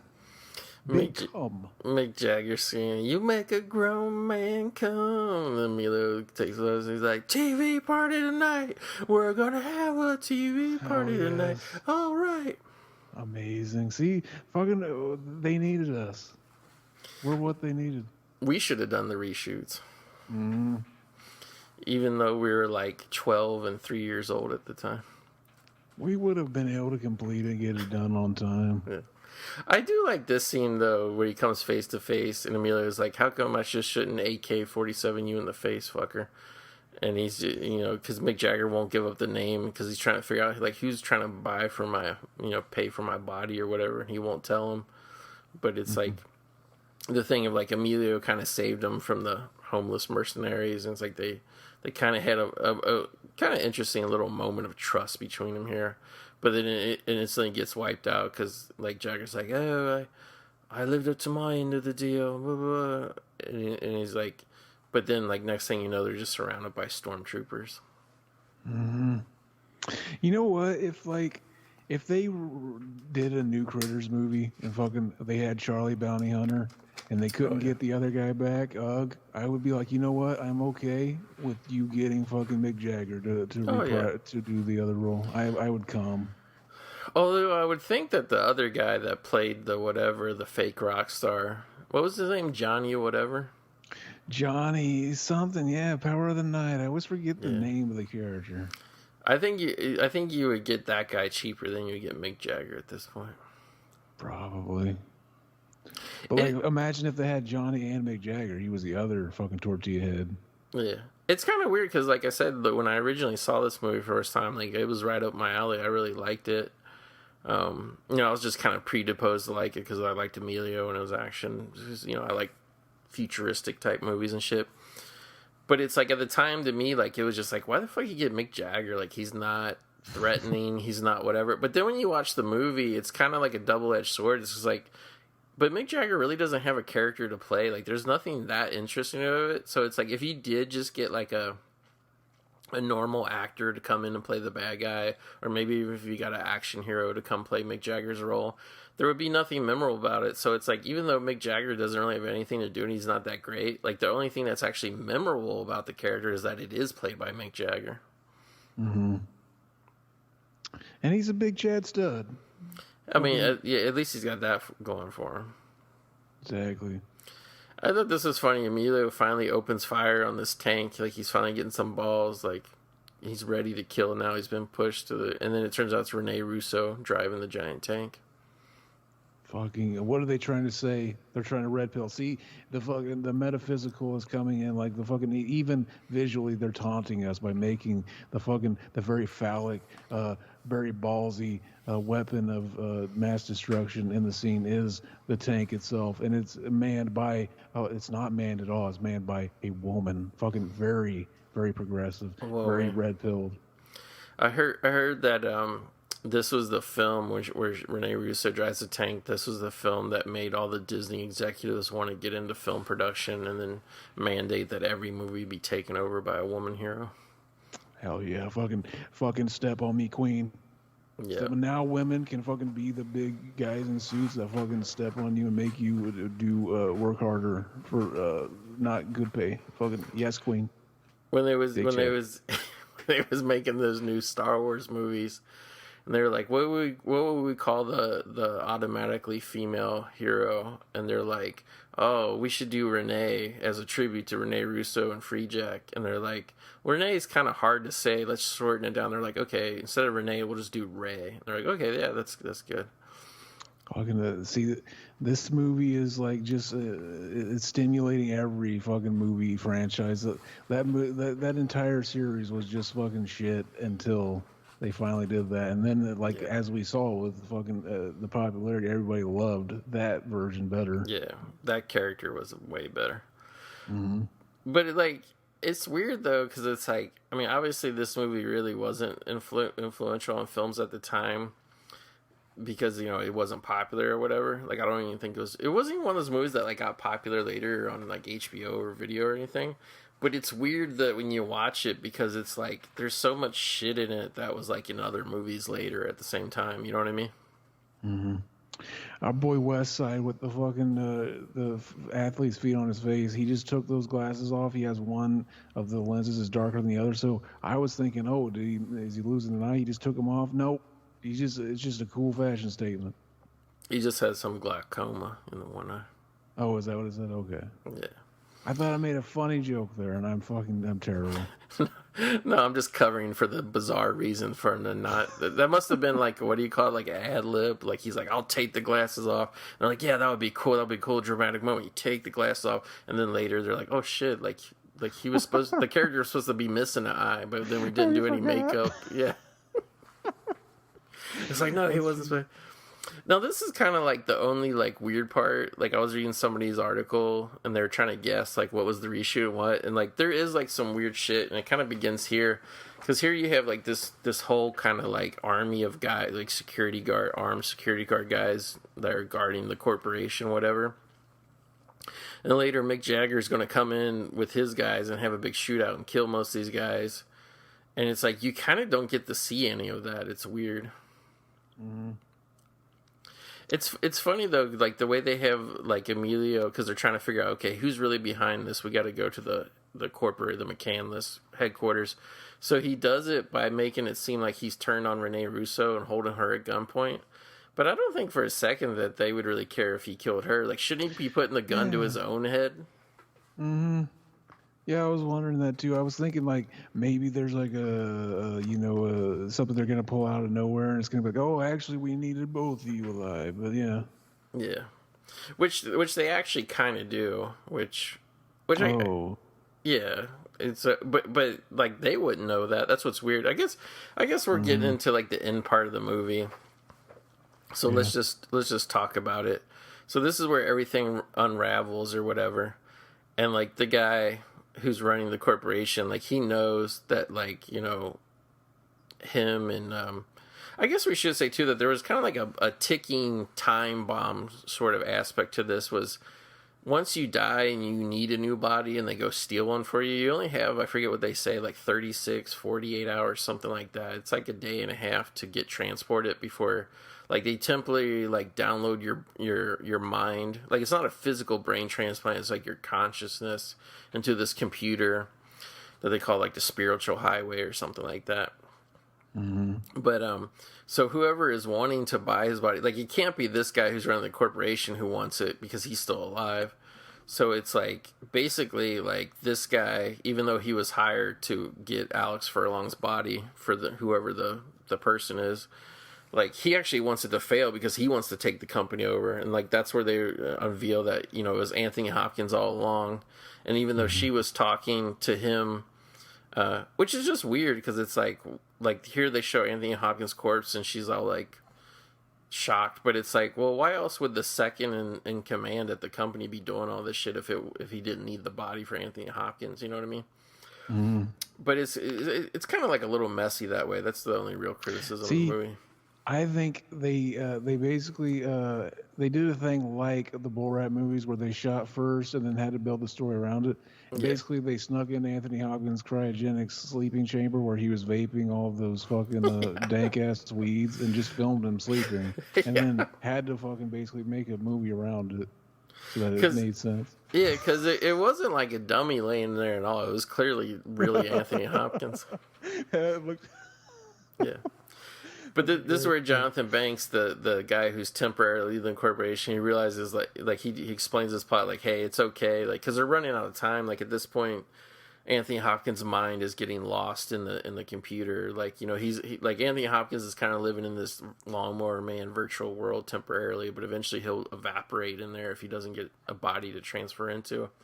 What if this is the Illuminati trying to let us know that Anthony Hopkins really is into that? Because he was in two movies now, fucking the Westworld and this movie. You're fucking in like a weird alternate fucking reality. This is always the most confusing part of the different seasons of Westworld. Is like fucking right here where like fucking they're basically explaining how it all wraps up and how fucking our boy is still controlling the shit. Basically, very very Chad shit. It's all about the man who's pulling the strings behind the scenes. Exactly. But yeah, he basically explains that like, he didn't want Mick Jagger to really catch him because, if Anthony Hopkins just his soul or his mind just evaporates into this computer, he gets to be in charge of the company. Mm-hmm. These chicks that have a Chad jawline, what do you think of them? Oh, I think it's great. I think we need more of them. Amazing. See, a chick can pull off the Chad jawline very easily. Like now it's like, oh, now she's got more fucking room to take a fucking, oh hell yeah, very Chad, very Stacy. Well, I'm surprised with that Chad jawline that they didn't get Rene Russo to replace Michael Keaton as Batman. Mm-hmm. Exactly. See, they could have. See, they could have done the fucking progressive thing way back then and had a big Stacy ass fucking Batman, big Stacy. It's kind of funny too, because like if you look at Rene Russo, like she doesn't look like Drew Barrymore now, like the way Drew Barrymore actually grew up. But if you look at like Drew Barrymore when she was like a little kid, and then were to guess how she would grow up and look, you think she would look like Rene Russo does now. Like she's kind of got the same lips and nose and eyes, but yeah. Exactly. I feel like I brought it too low brow for the fucking graveyard episode. Like that was something I would have said on Mac. That was not fucking. I feel like I've tainted your show now with this sick humor. Oh, it's okay. I think the Freejack episode is going to be the lowest rated one we've done since the Chocolate War. The Chocolate War, hell yeah. I'm like Disney at this point. I'm daring you not to listen to the podcast. Hell yeah. Fucking good shit. So yeah, there was that other either rear projection or the fucking blue screen. But it's weird too. Every time they show that elevator, because earlier in the movie when they showed Jonathan Banks going up in it, it was also very rear projection blue screeny too. Mm-hmm. This is where Mick Jagger figured out the plot. That's why he killed all the security guards. He realized the guy's name is like Michelet, Jonathan Banks. He's taken over the company by letting Anthony Hopkins die permanently. Well, no, they pissed off Ice Cube because he saw NWA on a video with Michelet. Like that was looking like straight bozos, and he saw it coming. That's why he went solo. That's what he's fucking good shit. But I was gonna say too, isn't there like I was thinking about this. Like we know that this is CGI and stuff like that. Like, isn't there kind of a why don't they go back to kind of embracing the kind of magicalness of like cinema? Like fucking, hey, yeah, we're using stop motion animation. We know it looks hokey, but it's like It's just Yeah, fucking, it's cinema, baby. Like fucking, like they never do that anymore. It's like, but they're using CG, which we know it's is fake. cheesy. Yeah, and we Yeah, know it's stylize it more, baby. Like every once in a while, have a shot where it's like a rear projection, fucking this day, because we know you can do it with CG and all that shit, but it's like, does it end up looking much better? yeah, I gotta admit, when I watch the older films like this, where it's like where the seams, I guess you could say, the special effects are very obvious. Like, I Mm-hmm. know exactly what you mean. It's like it's not more convincing than what we have now. I mean, sometimes it is. Sometimes when I watch the outer space movies, I feel like when they made models, it looked better than the CGI ships now. But for the most part, it's like it's not that it looks better than now, but there's like a artistic charm to it more, right? Like Mm-hmm. it just doesn't look like flat fucking computer garbage. Like, Yeah.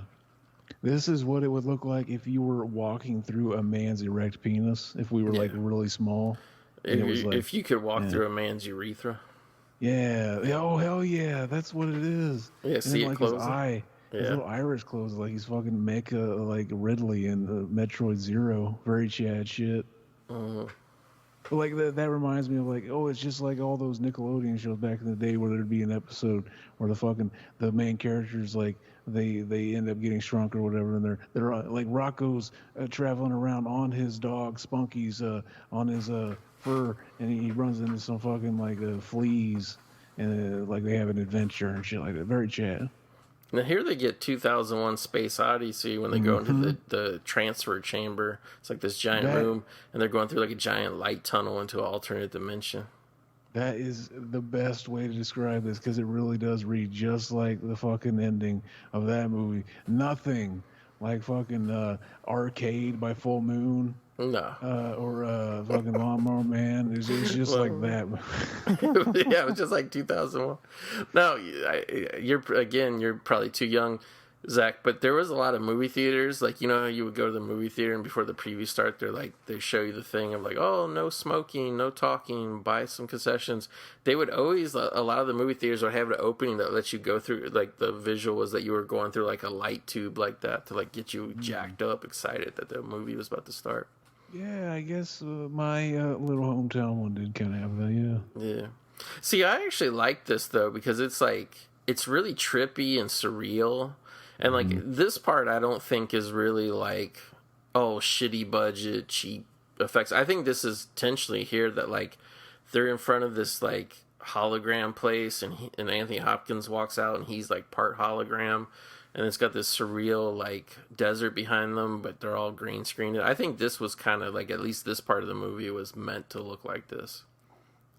Yeah, and like it's easy for us to do that again, like with the cinema thing, because it's like it dates back to a very specific time in cinema. It's like if a movie kind of did like a throwback, kind of like we're trying to make it look like it was made in the early '90s and did CG like that, I would have a little warm fuzzy seeing stuff like Yeah. that. Yeah.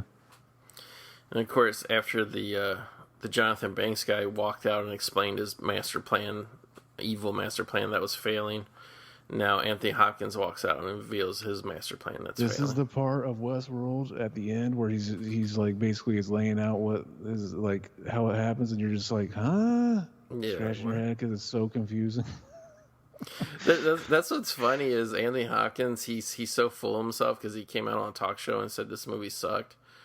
He doesn't even realize he went back and just remade it with Westworld because the writers of that were big fans of this, and they're like, "Oh, who can we get to play this role? Oh, yeah, since we're basing it all on Freejack, we'll just get Anthony Hopkins again." And, you know, Yeah. he's either so old he doesn't realize, or he just wants the money enough that he just doesn't care.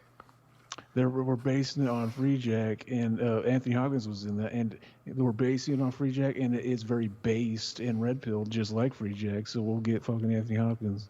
They knew about it. I love how Anthony Hopkins once starred in a horror movie with a ventriloquist dummy, and somehow he thinks this is his worst movie. I don't hate that movie. I don't hate that movie. You don't like that one? No, it's fine. I've never really seen it, but It does sound ridiculous when you describe it like a Yeah. fucking movie where he acts next to a fucking. it was the cover in the video store. I would always look at it and put it down and not rent it. You think it's gonna be like a Chucky type of movie, but it's Yeah, actually like a mental kind yeah, of. yeah, Yeah, it's pretty entertaining from what I remember. yeah. I mean, oh man, Anthony Hopkins did so many turds over the years, and it's just like he actually the majority of his bad movies actually came after this movie. So Our boy Mick Jagger looks so caught off guard and like, what the fuck? Whenever yeah, he's in that call, that it almost makes me think that the camera guys just walked up to him, and that's when they told him that he had to do some reshoots. He was wearing all that clothes still just for fun. he was like caught on an accidental webcam, is what it feels like. See, Oh, but I glad like you're all already this wearing shit. the outfit. I like all this shit where the background keeps like Anthony Hopkins is giving his big speech. I like how the background keeps changing to these different locations. Like the actual animation, like they just don't fade and dissolve. Like they kind of get glitchy and look matrixy. Like this is very like Matrix world to me. This was also gonna be ripped off by basically new movies that very big shills just completely blatantly ripped it off right in their fucking Space Jam 2. Oh, Completely rips exactly. this off. Fucking happening all inside of a computer and simulation and all this shit. That's actually exactly what this is, and I'm sure that probably Warner Brothers was pissed that they lost the distribution rights to Freejack, so they're like, we'll just remake Space Jam, but we won't really remake Space Jam. We'll kind of like halfway adapt it into Freejack. No, This was the test run. They realized, oh, it's a good thing that wasn't the real Space Jam because that did not make the money we wanted. So like, fucking, we won't take that route. now this is interesting too. It's like it feels anticlimactic, but like Anthony Hopkins brings up this control panel, and he's like, "Oh, I realized how wrong it was," because he explained that he only wanted Emilio's body because he wanted Rene Russo to fall in love with them, which like sucking a lady's dead husband out of time and space and taking over his body and then thinking she's just gonna fall for you. Oh yeah. Because he explains he's always in love with her. But he gives Emilio the code, and he's like, "Oh, I realized how wrong I was because now I see how in love you are." So he's like, "Just type in the code and delete me out of the system, and you two can go to be free." Like, this is obviously like a trick. Like, Yeah. Here's a better idea. Don't get her dead husband. Steal the life of the current husband that she's currently sleeping with. yeah, the Fucking hell bodyguard yeah. guy. Oh yeah. But I guess like he can't just go fucking charm the pants off of her. He's got to he needs to utilize the fucking time travel in some way.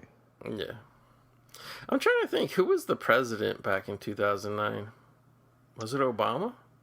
Oh, maybe that was the election year. I think maybe. Yeah. So Obama made the legislation that it's legal to hijack dead people and take their bodies. Fucking big Chad Obama, I know. bro Obama. Hell yeah. No, I was kind of weirded out, Zach. A couple of days before I rewatched this, I watched the movie called Skyscraper with The Rock. And in that, he's like fighting up a giant futuristic skyscraper. And then when he gets to the top level, it's this giant hologram, like this room. Because I guess it was made for tourists or whatever. So like the holograms can make anything. It can make it like a room full of mirrors. And that's kind of where they had the final action scene. But it makes all these backgrounds, and you can look in like you're in anywhere in the world and stuff. It reminded me so much of like, and then when I rewatched Freejack like 2 days later, this sequence like reminded me so much of that Rock movie. It was weird. Mm. I heard that Rock movie is basically just fucking Die Hard on a skyscraper or something. Yeah, it is, but I don't know, it's hard to describe. The movie's actually a lot better than I thought it'd be. This is the first time seeing it, but and I don't really like The Rock either. But yeah, it's like it's a little different though, because like the Rock's actual kids are there, and he's trying to save it. It's really more like they're trying to get away from a fire and shit blowing up and burning than they are like fighting terrorists. Although they do fight a little bit. Mm. It could be a different movie than what I'm thinking of. I heard about. See, No, yeah, that's it. Everybody hated it because they're like, "Oh, it's just a Die Hard ripoff." Because there's a part where he has to jump on the outside of the building that is just like Die Hard, but the majority of the movie doesn't really feel, I don't think, like it. This is like fucking Highlander shit right here. Yeah. I thought that, like, even though it's like very dated visually, I thought some of the visuals were good. Like, I like the shit of Emilio falling. I like that shit of him dancing like a mime wearing blue. Yeah.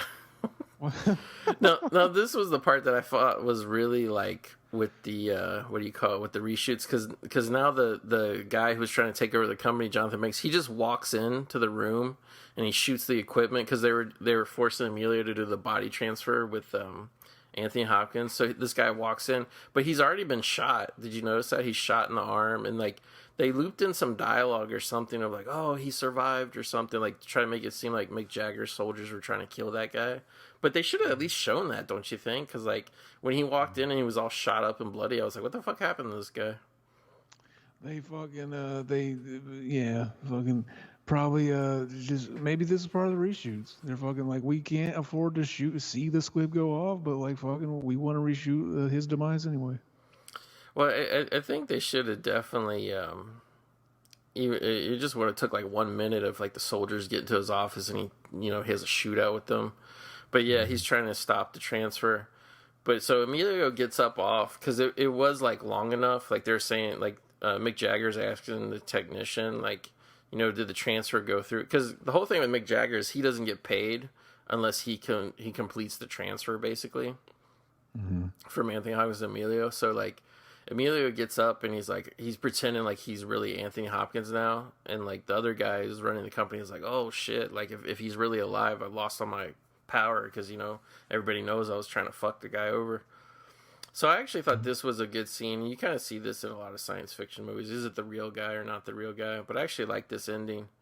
So like they kind of come up with this hooey that like every employee of this company has a personal identification number, and Mick Jagger has like this little handheld thing that has the number on it. So Emilio's like, he has to read this like 10-digit number. And he reads it off, and like Mick Jagger is like basically like, "Yep, it's really him." And then he shoots Jonathan Banks and kills him because like fuck you, like basically if you win and take control of the company, like you weren't going to pay me or whatever. So like I think this kind of saves the end of the movie, like kind of puts a cool twist on the end of it. Yeah. It was. I remember being like, "Oh, okay." They kind of there's like a heel turn here, or fucking fucking a face turn.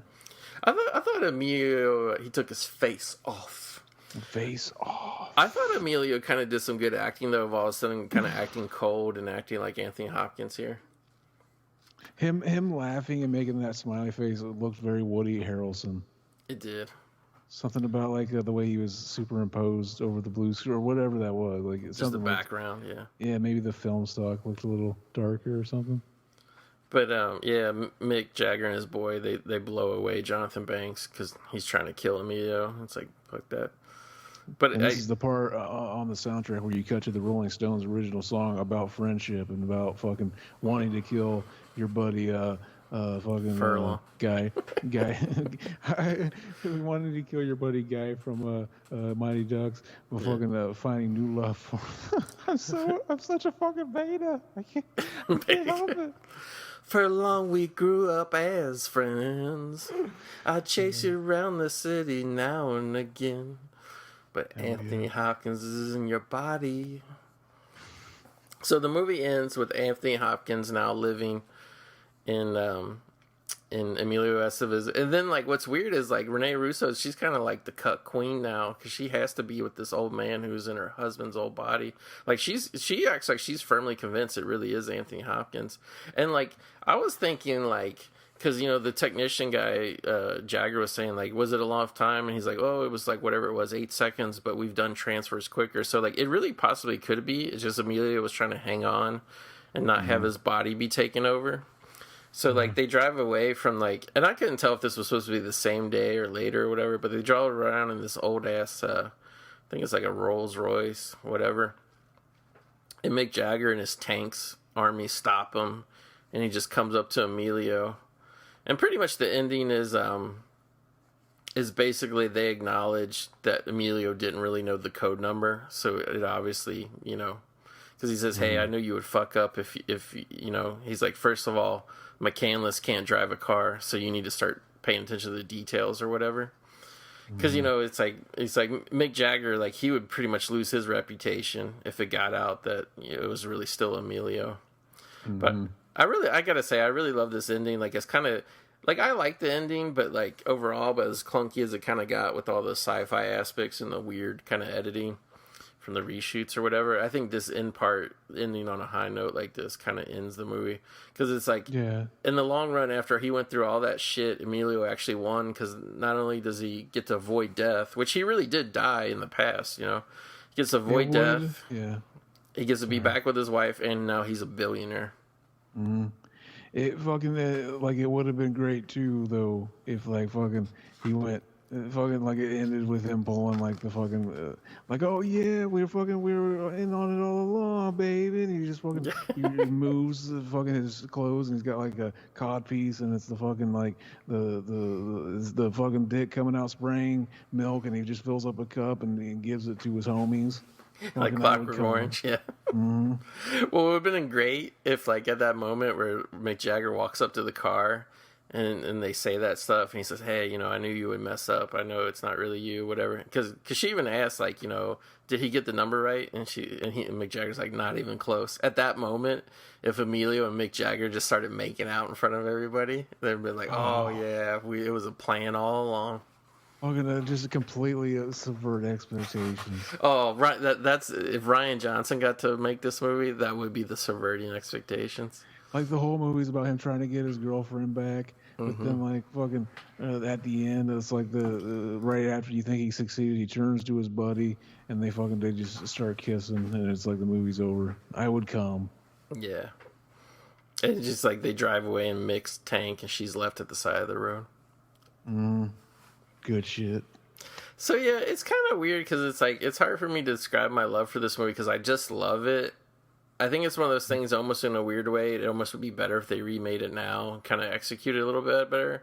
Because there's not like really one or two scenes that stand out where I'm like, oh, this is so good, so good. It's a lot of it's just kind of the time, kind of typical sci-fi thriller action or whatever. But I don't know, just all together, like I just love it. I think the premise is like brilliant and really cool.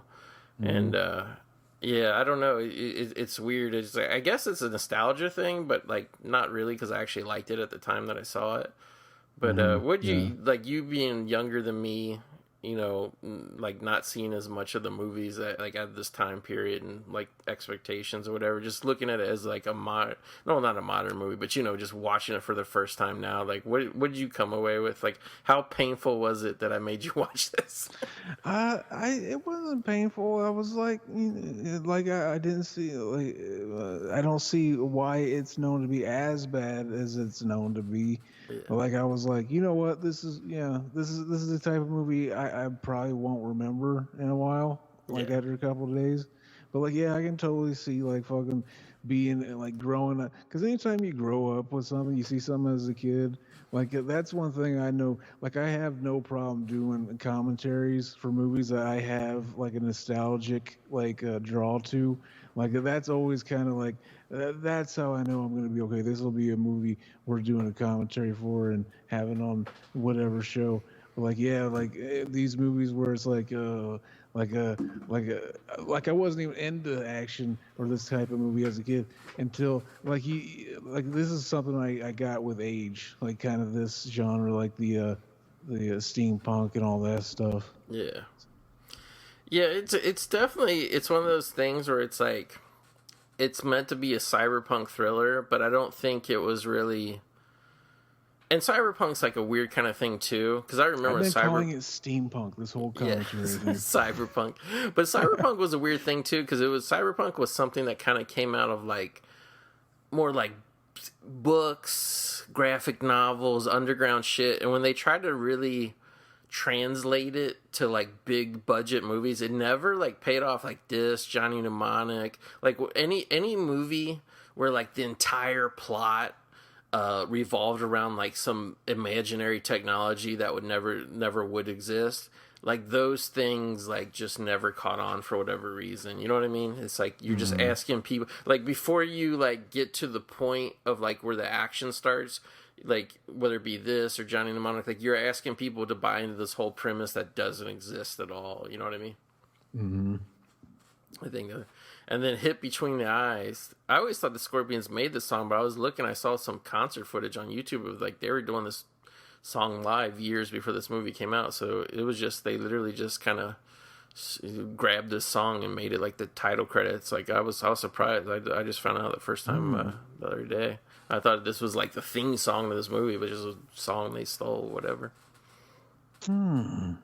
I thought there was a music video that came out for this song. It showed the parts of the movie. There was, but it's like this came out in '92, and I saw some concert footage. An old song? Yeah, that's that was from weird, '90. Yeah. They were doing it, so maybe it was one of those unreleased tracks, and they that could be B-side. Yeah, or maybe it was like one of those things. Is like they put it on an album, but the album hadn't come out yet or something. Mm-hmm. But yeah, I was shocked to learn that this actually existed before. So yeah, so I mean, it's one of those movies in a weird way. It's kind of like the Suicide Squad movie that's out now. It's like, I like it, but I also see why it bombed. You know what I mean? Mm-hmm. Oh, did Suicide Squad? I might check that out. I do like James Gunn most of the time. Yeah, I think you'll really like the new Suicide Squad because it's very violent, over the top, like to the point where like it's so violent it's meant to be humorous. You know what I mean?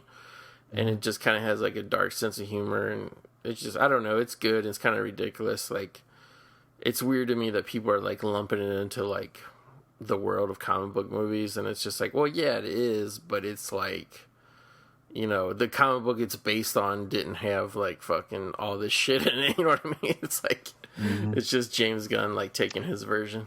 I was thinking earlier, what if like the ever growing, we all knew it was going to happen at some point. Like the comic book movie fatigue is starting to set into like, because that Black Widow, or what was the last Black one? Widow, it didn't do that great.